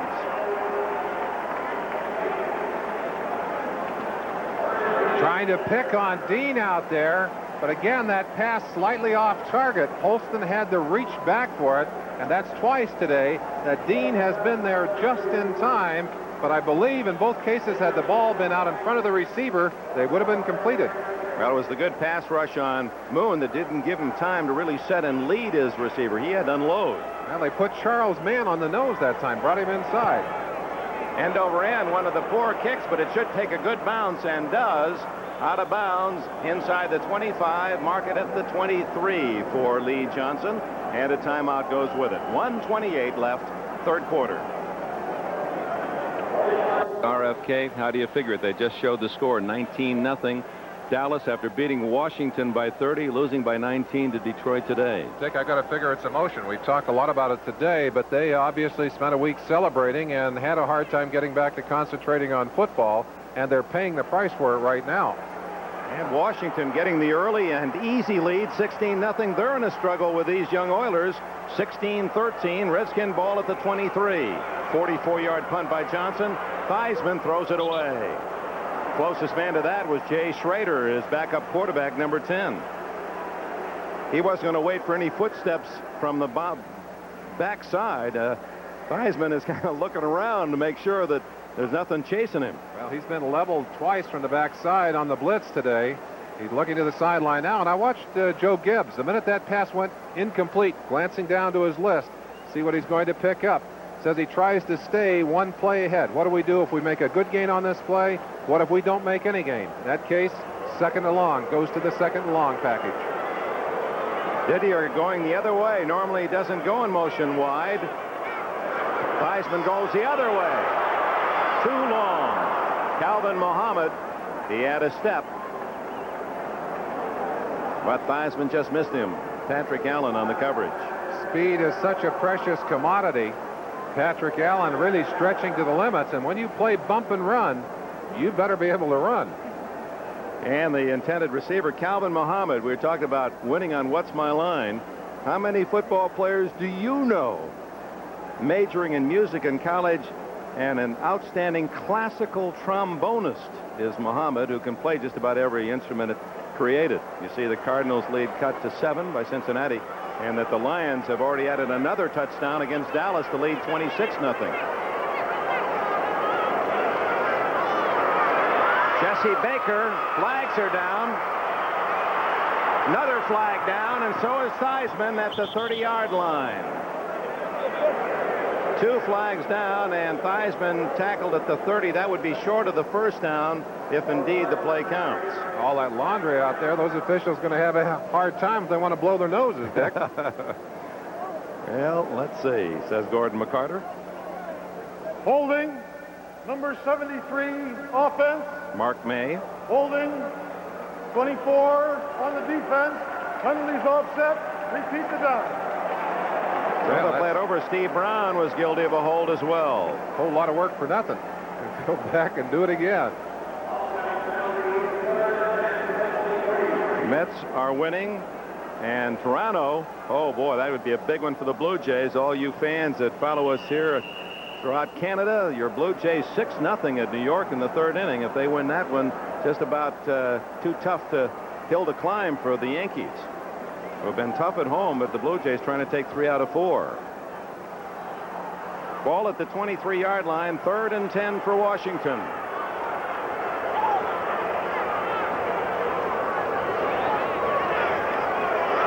Deep drop.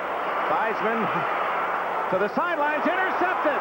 Steve Brown is going to score a touchdown. Brown gives Houston a 16. Well, they go ahead now, 19-16.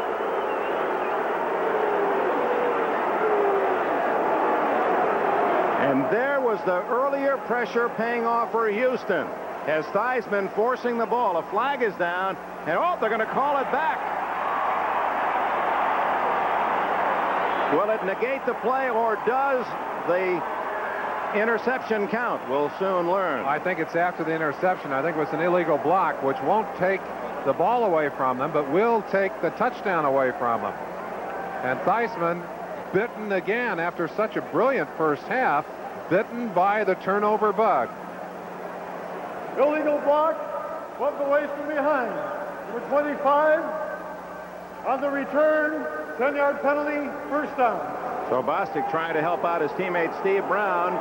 A block in the back. You'll get a chance to watch the left side of your screen. Bostic is number 25. Well, got a few scratches in there to help. Look at him down the sideline. We can't see Bostic here coming in.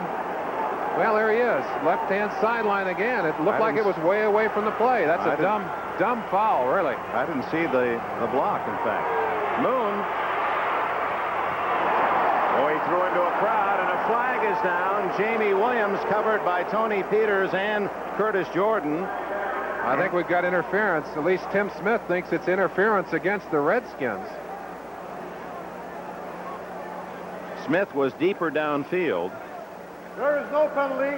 The quarterback had left the pocket. Therefore, the contact by the defensive back was legal. No foul. Now that's the penalty that goes with a mobile quarterback. Once you leave the pocket, you're considered a runner. And therefore, all those interference possibilities are erased for the defense.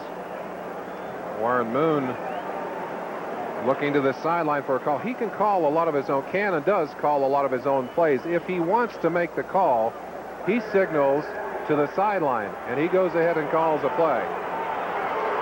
After the interception by Brown, this is 2nd and 10 at the 26 of Washington. The Redskins lead 16-13, final seconds, third quarter. Moon throws ahead, incomplete. Are they going to call that a pass? It's not a fumble. It's an incomplete pass, and it's legal to throw a ball underhanded as well as overhanded, and Moon had the presence of mind. Well, we saw Fran Tarkenton do that many a time and complete a short pass, and indeed, had it been caught upfield, that had been a big play for the Oilers. Amazing the way he scrambles and tries to make things happen, that he doesn't have more turnovers. The Oilers have avoided the turnover today. Moon gets hit here. Shows you good athletic ability getting away from the rush. But as he's going to the ground, just flips that ball. Look how close that came to being a completion. And Wolfhook had a chance at it, but could not come up with it. 3rd and 10. Crowd on its feet here in Washington. Draw play. And not much there for Stanley Edwards from the University of Michigan, where he teamed with Butch Wolfhook in a Rose Bowl team and win for Bo Schembechler. And now a long field goal attempt for Tony Zendejas. Excuse me, Dick. The one advantage that Zendejas had over Mosley in their competition was in the extremely long field goal range. Zendejas a little more power from that sidewinder style than Mosley does from the straight-up position. It'll be a 42 or 43-yarder when we come back for the start of the fourth quarter. That's the end of 3 periods at RFK in the nation's capital, where the score is the Redskins 16, Oilers 13. Back after these words, your local station. 43-yard attempt to tie by Zendejas, and he doesn't get it. Wide to the left.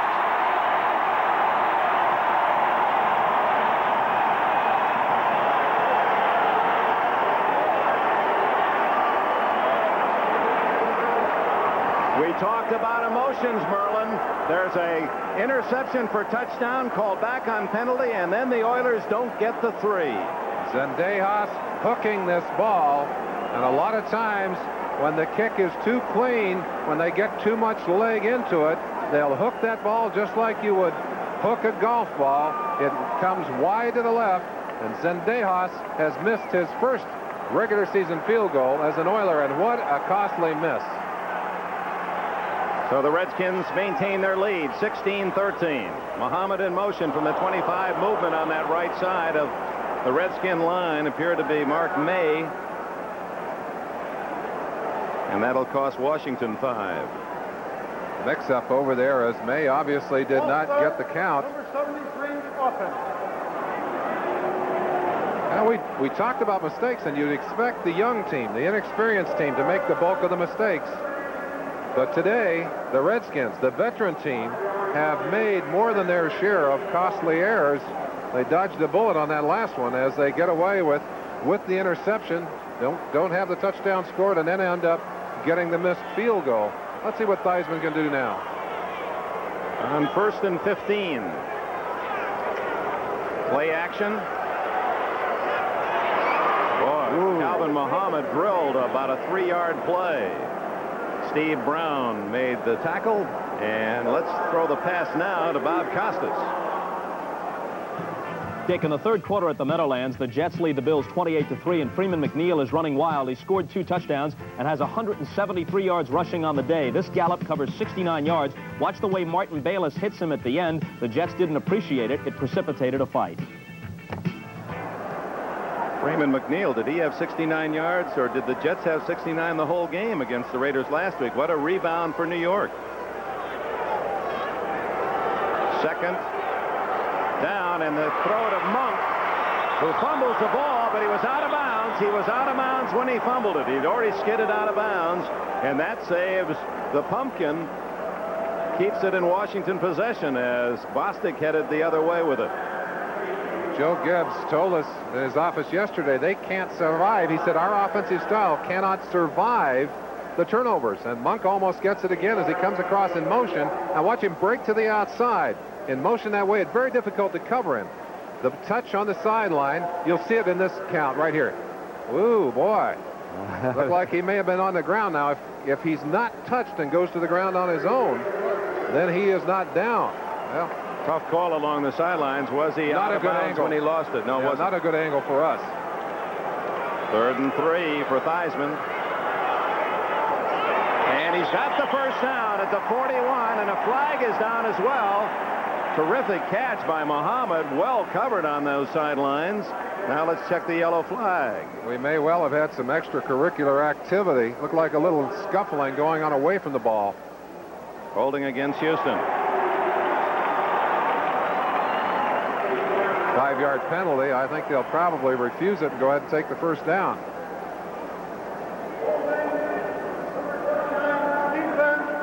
Patrick Allen. Declined. The gain is greater. First down. I believe it was Allen holding before Muhammad caught the ball. It was in that play on the far sideline. St. Louis by 10 over the Bengals in the 4th quarter. They won't cheer about that here in Washington. St. Louis showing its stripes as a real competitor in this NFC East. They're trying to become 2-0 early. 49-yard field goal by Neil O'Donoghue. Rogers, Bostic finally cutting in from his safety spot to bring down the big tailback, 229 pounds, George Washington Rogers. With a name like that, you belong. They do belong in Washington. Well, he's coming up slowly off the ground. We may see Riggins here. Now we're going to see Keith Griffin as Rogers goes back down to the ground. Trainer's out quickly. Redskins have to hope that's a cramp and not a knee. He's had a big day, 80 yards, including a 31-yard touchdown run in the first quarter. Timeout, 13 minutes remaining at RFK. George Rogers assisted off the field. See, he's single-handedly gained more than twice as many yards as the entire Oiler rushing game today. Will pass along any report we receive from the sidelines. At a 2nd down and 7, and Keith Griffin has replaced Rogers. And he gets the call. Ooh. Stop at the 45. Push again along with number 59, John Grimsley, Kentucky, to make the tackle. Grimsley, a hitter. They like the way he plays. He comes from a football background, Canton, Ohio, Hall of Fame city. He's been in there in place of Avon Riley. Oilers rotating a lot of personnel, keeping these young players in the game and giving them a chance to stay fresh and letting everyone be involved. That's part of this team concept that Hugh Campbell is instituting down there in Houston. Well, it happened once in the first half, again in the second half. Joe Theismann forced to spend a timeout. Some confusion in the huddle with 12:26 remaining fourth quarter.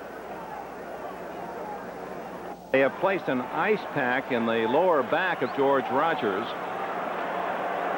He's sidelined for the moment. Keith Griffin has replaced him in the backfield. 3rd down and a long 5.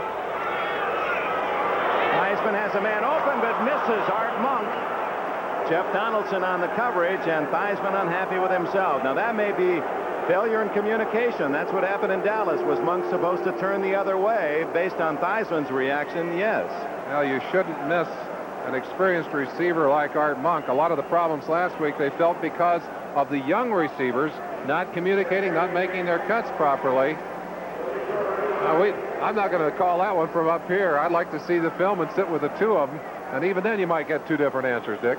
Well, the Oilers are going to get the ball back with 12 minutes plus remaining in the fourth quarter, and the Redskins sheltering a 3-point lead. Jeff Hayes hits a beauty. They'll let that one go all the way into the end zone. Too good. Oh, look at how well he made that ball die. It barely moved after he landed in the end zone. Had that been 3 yards shorter, he would have had a honey of a kick. Next Sunday on NBC, here's our lineup. Merlin and I will be down at Texas Stadium for the Browns and the Cowboys. Others of you around the country, others of you will see Denver, Atlanta, Houston at Pittsburgh, San Diego, Cincinnati, New England, and Buffalo. I believe we have a couple of late games. Kansas City, Miami. That's an interesting matchup, in the Jets, Green Bay. So be with us. NFL 85 kicks it off, 12:30 Eastern Time.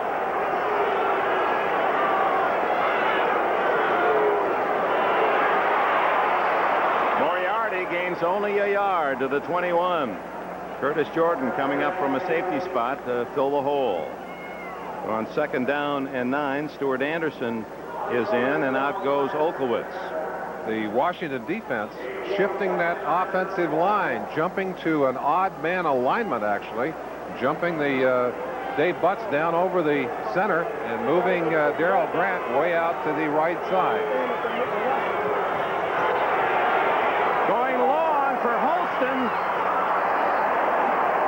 Darrell Green stayed with his man, and Holston nearly with a juggling catch. What a throw by Moon. That was a quick trigger, and he just laid it out there. Fine throw by Moon, and as we have had trouble all day, watch Butts right in the middle. Schumacher's trying to block on him, but he just goes right by Schumacher, and if that pass isn't thrown quickly, Butts is right up in his face, and right at the end, Holston had a chance, reached back, and actually had a hold of that football, but couldn't contain it. 3rd and 9.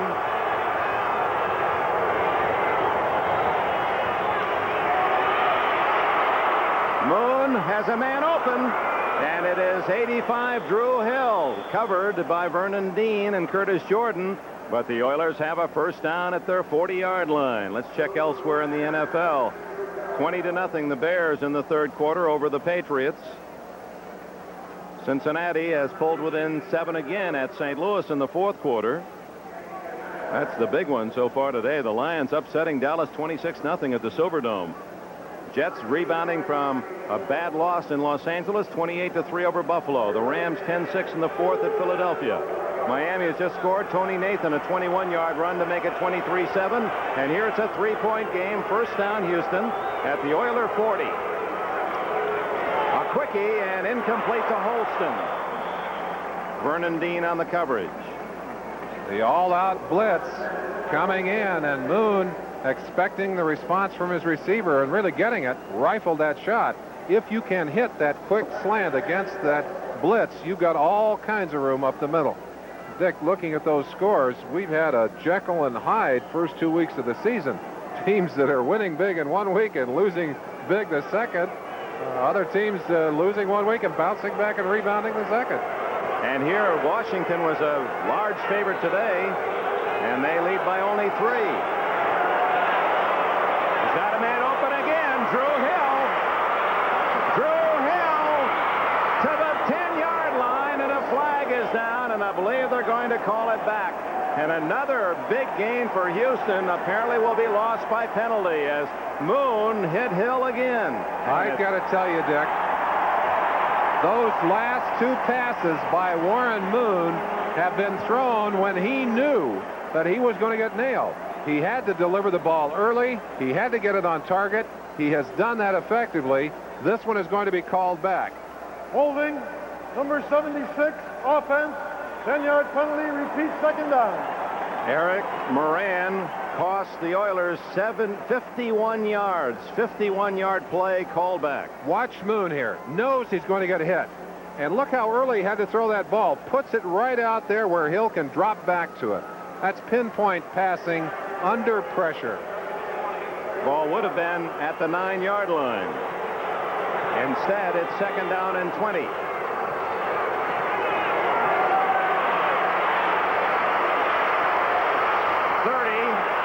40, and Moon out of bounds at the 48-yard line. So he gained about 18 on that scramble. Barry Wilburn, the rookie from Mississippi, the youngest of the Redskins, was able to wrestle him out of bounds. That's going to bring up a 3rd and short. Moon did not pick up the first down, but certainly did chew up some nice yardage to get back some of what was lost on the penalty.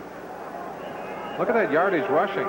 I mentioned he had a 7.2-yard rushing average in preseason. Done even better here today. That's 47. That's not the preseason, is it, Dick? It's the preseason. 3rd down, 3. The give, and short of the first down is number 40, Butch Wolfick, as Neil Olkowitz made the tackle. And throughout the course of this game, the Redskins have totally denied Houston any yardage on the ground.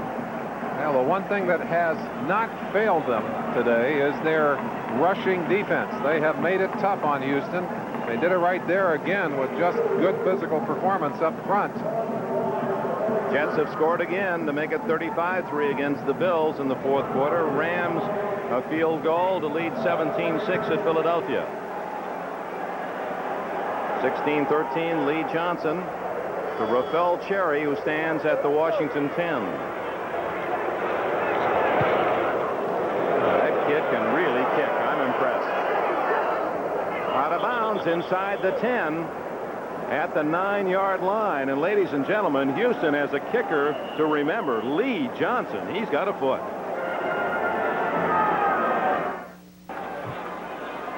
Joe Theismann brings his Redskins into the huddle. He's hit 75% of his passes today, 15 for 20, but he has been intercepted once and has fumbled twice trying to pass when blitzed. Starts at the 9-yard line with the diesel. Riggins behind him.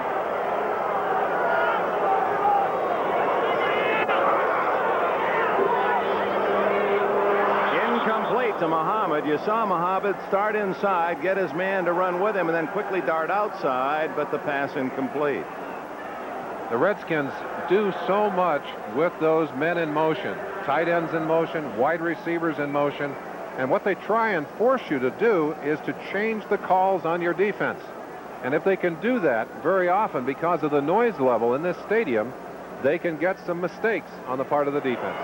Joe Gibbs, he has the best record in the NFL the last 3 years, 39-10. Going long, Didier. That pump fake, and there may be a penalty against the Oilers for holding Didier.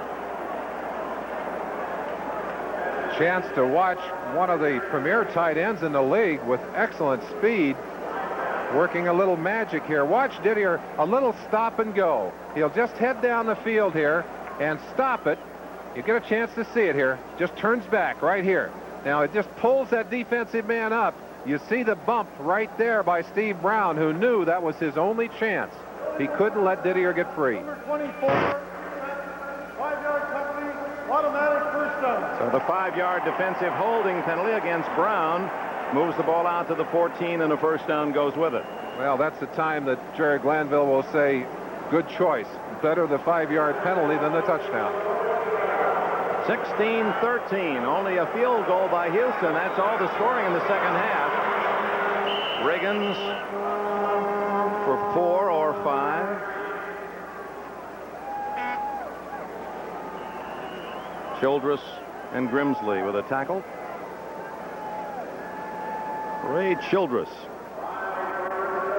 They are hopeful that they can come up with a giant player in the defensive line, that they sense Elvin Bethea and Curly Culp. They really haven't had that man you have to design your offense to stay away from. They think Childress has the potential, not there yet. He was the third man pick behind Smith and Fralick. That play did not fool the Oilers. Rick Walker, that tight end reverse. Johnny Meade staying at home and making the stop at the 20, where it'll be 3rd down and 4. Brian Socha there as well. Really a fine play by Johnny Meades, who kept it inside, which is what you have to do on a reverse play, and then actually crawled over the block to get a piece of the tackle. Excellent play by the outside linebacker. Tony Eason to Craig James, a 90-yard touchdown to give New England its first score against the Bears. Keith Griffin, the only running back. Didier in motion. Oh, all-out blitz. They got him. Rod Cush again with 67, Mike Stensrud filtrating. And Cush, he's been coming time and time again from a secondary position, and it pays off once more. Watch Theismann. They're coming. They've got 10 men on the line. Cush goes right over the top of an attempted block there, gets a piece of him. Mike Stensrud, 67, who's had a good day from his nose tackle position, on top of him. And you see the way his foot tipped up there, Dick? I think he's got a cramp in his leg. I think his leg cramped up on him. So Jeff Hayes will have to punt, and he'll kick this one from just outside his end zone. That's 5 sacks by the Oiler defense today. You can catch this one and punt it yourself. Drury at his 45. Good kick. At the 42, Drury. And he is to the Washington 47-yard line, so the Oilers, trailing by only 3, begin on the Washington half of the field. A 46-yard punt by Hayes, 10 yards on the return by Drury. There are an awful lot of things, if you're sitting on that Houston sideline right now or at home rooting for those Houston Oilers, that have to please you. The fact that they have not quit in this game, the fact that they have been able to keep the pressure on the Redskins. There's no question that they do not match up physically against these bigger, stronger Redskins, but they have compensated with their aggressiveness and their speed, and they've got a chance here, if they can get it in the end zone, to go ahead. Moriarty, boy, did he bull over a couple of Redskins and takes it into the 39-yard line. 8 yards for Moriarty, who carries 240 pounds. They've been hammering and hammering all day long and not getting those shots into the end zone. There's a man who has to feel that maybe his turn will be coming up shortly again. I'm sure disappointed that he missed one. Would love to have a chance to tie this game up. You saw the good ones he missed from 42. 2nd and 2. Moriarty again, and has the first down just outside the Washington 35. Curtis Jordan with a tackle. You might ask, why do the Oilers continue to try and run the football when it has not been successful for them? They're feeling they have got to keep the pressure on, even though those runs have not been highly productive, in order to make the passing game work. Once they admit they can't run the football, they allow the Redskins to play entirely different defenses. That's the first time they've had a first down rushing today. It looks like a broken play. Boy, look at that Moon. He tucks it away like a halfback. He's not looking to go down or run out of bounds. He turns a broken play into a sizable gain. I think that's the one big advantage that you get with the mobile quarterback. A play that, well, with a quarterback who can't run, ends up costing you yardage. Moon just takes it, tucks it away, and I believe if you timed Moon in about a 40-yard, he'd be somewhere around a 4.5, 4.6. Showed you that good speed outside, but that's got to scare the heck out of a coach on the sideline. Hugh Campbell has said, "Oh, please, let's not get him hurt." That puts the Oilers in field goal range, and they have a first down.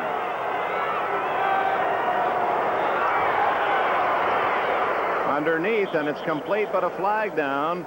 Butch Wolfolk with a reception, but we may have a motion penalty. It's the call. That'll take away 5 and send the Oilers back 5. Those are costly penalties. Zendejas looks as if he's trying to get out of jail there. Yeah, I've got to feel that way a little bit, even though he's made a couple of kicks. First down and 15 for the Oilers. Moon running the show in that open huddle. Now, there are the penalties, and there are some mistakes. Now, that certainly categorizes mistakes a lot more for the Oilers than the Redskins. Got a man open. That's Drew Hill again on the sidelines, and Hill has really worked on Vernon Dean, and Dean playing him loosely, and Moon throwing quickly underneath the coverage, and he has another good gain. Realistic evaluation of this Redskin defensive backfield. The weakness still at those cornerbacking positions, in particular Vernon Dean. Drew Hill, as you saw, has been very aggressive. Although Dean has made some excellent plays today, they have been getting after it. 11 yards on that throw. 2nd and 4. Moriarty in a big hole. The fullback has a first down just outside the 10-yard line. Curtis Jordan may have saved a touchdown. Chance to watch it at home from the end zone. They'll start it to the right and cut it back against the grain. Tremendous blocking over there. Moriarty showing you his power, but they've stayed with the running game. They haven't given it up, and finally, they're getting some dividends. Houston has to go the full 10 yards for the touchdown. This is Rozier for a loss. Monty Colvin, number 51.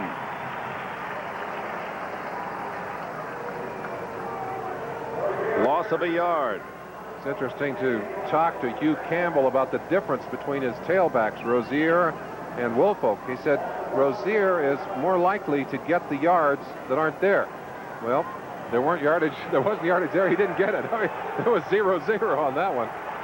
2nd down 11. Rozier 2 carries for a -3. 4.5 minutes left in the game. Moon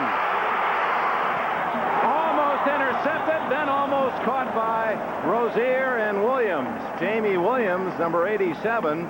Stuart Anderson was there for Washington. When you watch quarterbacks, you get a feeling for the strength of their throwing arm. Warren Moon off balance, out of position, being chased from behind. Yet he throws a strike with tremendous power, threw it right through a defensive man's hands. Watch that throw. That's a fastball right there. That's a zipper. Warren Moon, a Rose Bowl star, University of Washington, not drafted by the NFL. Went to the Canadian Football League. Flag down. And will it count? Tim Smith in the end zone, but I believe once again the Oilers, this would be the 2nd touchdown that they've lost because of a penalty. Illegal procedure.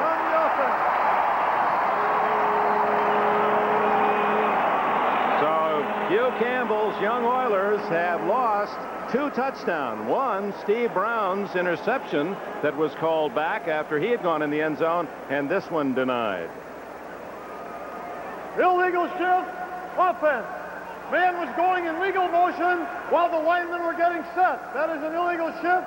Repeat the down till 3rd. Understand that. The linemen have to be set, then you can send the man in motion. Look at that, 106 yards. That doesn't tell the story. Take a -14 points away because of those penalties. And Warren Moon has to be asking, what do I have to do to get those points on the board? May have helped create that penalty. Hard to hear.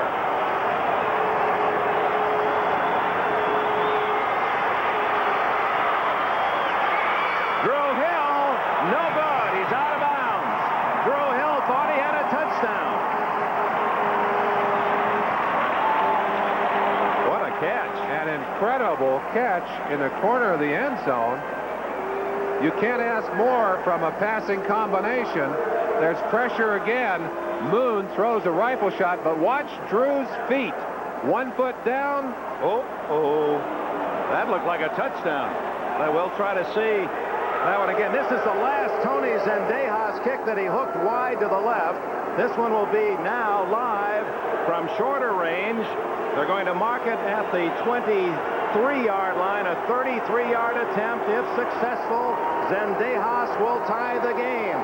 And he's looking right into a crowd, shaking those pom-poms to try to distract him. And I believe the Oilers are going to call time. That'll give us a chance to look at that touchdown try by Houston that was not allowed. A tough call, to be sure. But from that last angle, looked as if Hill had a touchdown. Now, you've got to control the football and get both feet down. Control, one. And I believe he got them both down, Dick. I believe he got that toe down before he went out of bounds. We can't see his foot touching the ground, but it sure looks to me like it was down. Well, I guess the official might have been guilty of not understanding total acrobat at work, because for instance, there's a position. Can we see that again? Just with incredible. Thank you, Larry Cirillo and Ted Nathanson. If we can just stop it right as both toes are down, is it humanly possible? Well, there's still a timeout here, and Zendejas is just studying here. He's got another 30 seconds. He's made good 44-35, and he's missed from 42 yards. Here it is again. Now watch how talented an athlete this is. I mean, he's one of many in the NFL. The human body, is it a marvelous... Look at that right there. He's got the ball still off the ground and both toes hanging like he's, the last to leave ship. But what a tough call for an official who has to try and be able to see the control of the football and the toes coming down. And we're watching it in slow motion. We're seeing it in slow motion. We do have the benefit of that. Now, Zendejas to try to tie it. With 4 minutes plus remaining.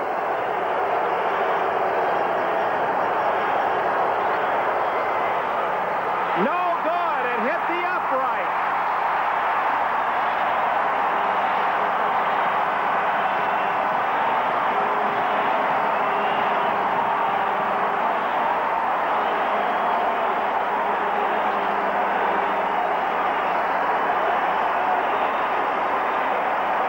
He may have compensated too much after hooking left. He had that one straight all the way, but straight on the right upright. And how many times you'll see a kicker coming off the field after a costly miss, and everyone turn their backs on him. Not so on the Oilers sideline. One of the first people there to greet him, his coach. And you see Zendejas' reaction. No question, he's disappointed about that. Costly miss. Redskins have dodged another bullet, and now it's Riggins. 15 yards for the Diesel.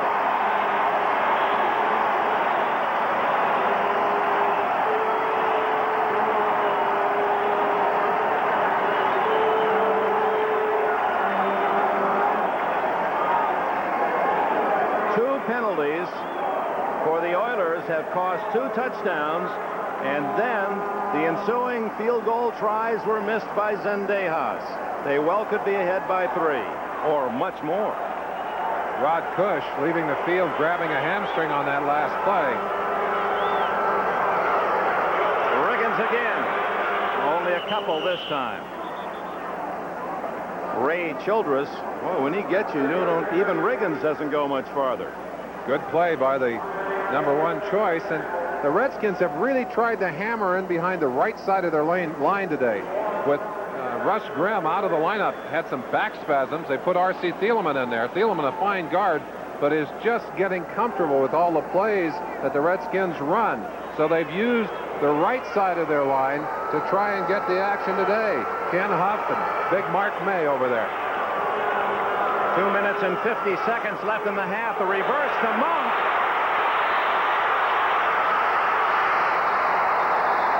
First down at the Oiler 48.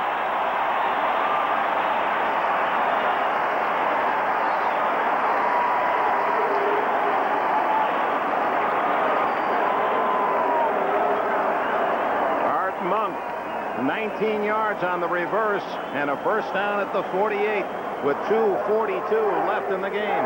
We've seen Monk run that play both sides now, and really what the Redskins are trying to do is take advantage of the very quick pursuit by the Houston Oilers defense. Get them going one way and come back in the other direction. 16-13 Washington. Riggins. Oh, you could just see his body bouncing as he was hit from both sides. Keith Bostic, 25. John Grimsley, 59. 31, Jeff Donaldson. That may take it up to the 2-minute warning. Tony Zendejas making good on his first two, and here in the second half, missing from 42 and 33 yards. Time called by, I believe, the Oilers to stop the clock at the 2:22 mark. So anticipating that Theismann, and undoubtedly he would have, run the clock down to 2 minutes without using a play, Houston spends a timeout. So each team has 2 remaining. This is where that very physical Washington team will try to go to that power running game to control the clock and the scoreboard. And gosh, Moon has had such an outstanding day. I don't think he's hanging his head in despair. I think he's trying to think through the options of what can be done. Still counting on his defense to get him one more shot. I'll tell you, this is a player. We know that. Check that. Houston has 1 timeout left. The Washington Redskins with 2. No question today that the Redskins in their running game have missed the blocking of Russ Grimm, who has not played their all-pro left guard. Of course, Jeff Bostic is also hurt. And Jacoby out for a few plays.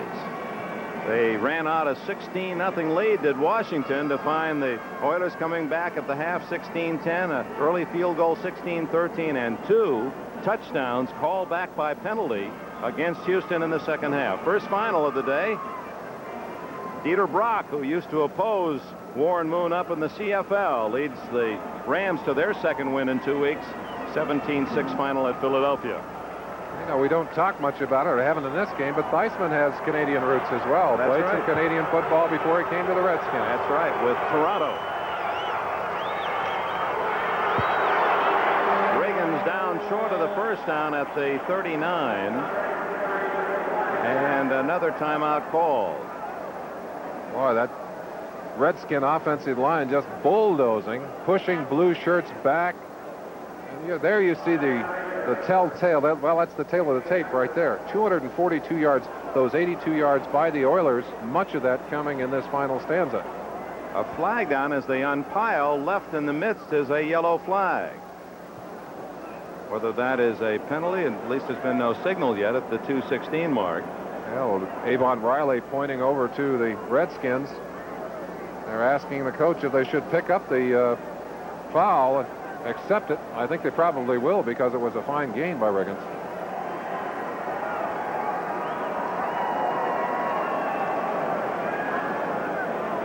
Here's the call. Holding, number 69 on the offense, penalty accepted. Repeat, second down. So R.C. Houston Thielemann, wants to charge acquired from Atlanta. So the Oilers called time too quickly with a penalty down. They used a timeout that they would rather have saved, so they are out of timeouts. They have to stop Washington, and then if they are successful, move offensively without the assistance of a timeout. Well, while we have a break, let's run down the baseball action from this Sunday. 2 weeks from the end of the season. In the 8th inning, the Mets still lead by 3 against Montreal, while the Cardinals and Cubs are tied at 1. The Dodgers lead Cincinnati 6-1 in the 6th. Toronto with a big 6-0 lead at Yankee Stadium, trying to take 3 out of 4 against a team that had the best home record in baseball, the Yankees, at Yankee Stadium. Kansas City and Oakland are playing a doubleheader. First game, no score in the second, and the Angels and Rangers a bit later out in Anaheim. Of course, our baseball game of the week next Saturday at 1 o'clock. On to the National and American League playoffs. They'll be covered here on NBC Sports. Yankees and Orioles, Expos and Cardinals. That's the lineup at 1 o'clock next Saturday. And then, of course, a full lineup of NFL action on Sunday. Merlin and I will be down to check on the Dallas Cowboys, who apparently will be licking some wounds after what is happening in Detroit. They'll be hosting the Cleveland Browns. The Browns in Pittsburgh in the Monday night game tomorrow. 2nd and 11. Riggins runs right into 91, Johnny Meads from Nicholls State, and Jesse Baker as well, and the clock will tick down to the 2-minute timeout. And there it is. 2 minutes remaining. When we come back, it'll be 3rd down, 15 for Washington. Mark Mosley, 37 years of age, accepted and won the challenge from Tony Zendejas in the summer. Zendejas let go on a trade to Houston, and he made his first 4, 2 for 2 last week and the first 2 today, but has missed 2 makeables here in the second half after the Oilers had lost touchdowns by penalty, and that is why the Redskins have a 3-point lead. 2 minutes left. Washington ball at the Redskin 46-yard line, 3rd down and 15, and it figures that Theismann will have to throw. Got to believe he'll put it up in the air, and when you look back through the text of this game, you have to be impressed with what this Oiler team has done against the Redskins in their home park. Big play. If Washington gets a first down, they can run out the clock. Baker was offside.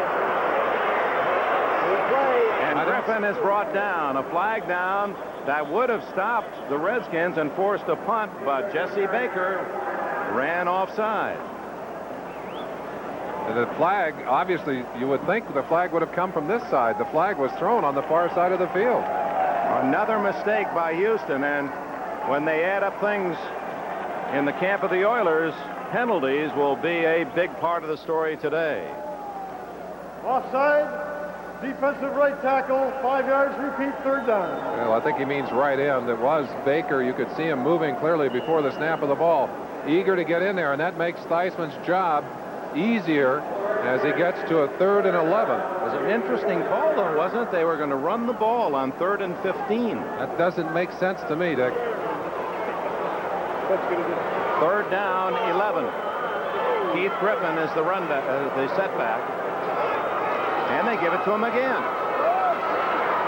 And he does not have the first down at the 43-yard line, but the clock is running, and perhaps that's part of the thinking, that they have to use a lot of time here. Now they can spend another 30 seconds, and Houston can't stop them. That's not the kind of call you make if you don't have great confidence in your defense. I think what they're hoping to do is pin Houston all the way down in their end of the field, and then say, hey, you got less than 2 minutes. You prove to us you can go down there and score. If you can, you deserve to win the game.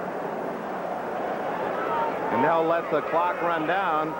30 seconds all the way. Now it's at 7, 6, 112, 111, 110 left. They may take the penalty here, getting as much off the clock as possible. They'll do it. It doesn't really matter to Jeff Hayes whether he kicks from the 42 or whether the ball's at the 42 or the 47. In fact, he's probably better off to be able to turn it loose back a little further. Well, the New York Jets are going to be pleased with their running game today. Freeman McNeil, we understand, has rushed for nearly 200 yards in that game against the Bills. But back here to Hugh Campbell and the Oilers. No timeout, so it'll be Warren Moon trying to use the sidelines, maybe go for the bomb. Oh, he'd like to have that one timeout they used when they didn't need to. There was a penalty on the play, but that certainly is, at the best, a second guess. We're very likely to see what they call their big four, their speed receivers, once we get into this long yardage situation. 10 men on the line of scrimmage. We'll see if they go after Hayes. I don't think there's any question about that, Dick. Oh, just did get it away. The man in there was Richard Johnson. Fair catch by Drury at the 14-yard line. We'll be back. 59 seconds left. A 3-point game. Moon dropped for a loss, and the clock will run. They'll give a few seconds off until Moon gets up, but then they'll wind it up again, as Moon could not find a man deep, and Dexter Manley found Moon. Just could not find the receiver, had to pull it down. Good job by the secondary of the Washington Redskins. 16-13 Washington. 40 seconds remaining in the game.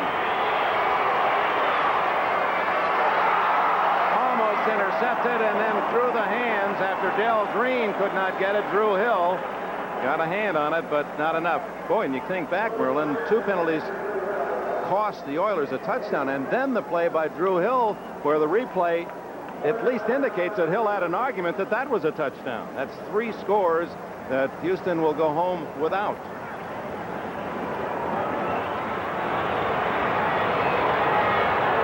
Third down and long. 35 seconds left.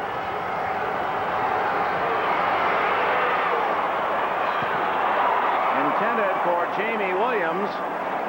And now Moon and the Oilers look at 4th down. 4th and 12. Well, how many plays do you have in your book for 4th and 12 with 29 seconds on the clock? Miami has beaten the Colts 30-13, so the Dolphins 1-1. One thing we can say about Hugh Campbell's Oilers, this team that was considered, well, their theme was from worst to first. They weren't very good last year, but they're getting healthy in a hurry. This team's going to be a threat to a lot of folks. It is not a safety, but it is Washington's ball at the 1-yard line. Charles Mann with a sack. Manley with an assist. So this one is history. It'll just be a matter of whether the Redskins add a touchdown to their lead of 16-13. It's all rather academic at this point as they're able to get in and take Moon down with no opportunity now. The Redskins and their fans can celebrate this victory. Change of possession. I don't know why the clock would be running, but maybe that's not the official clock. Now they're stopping it. They're saying it's not supposed to run there.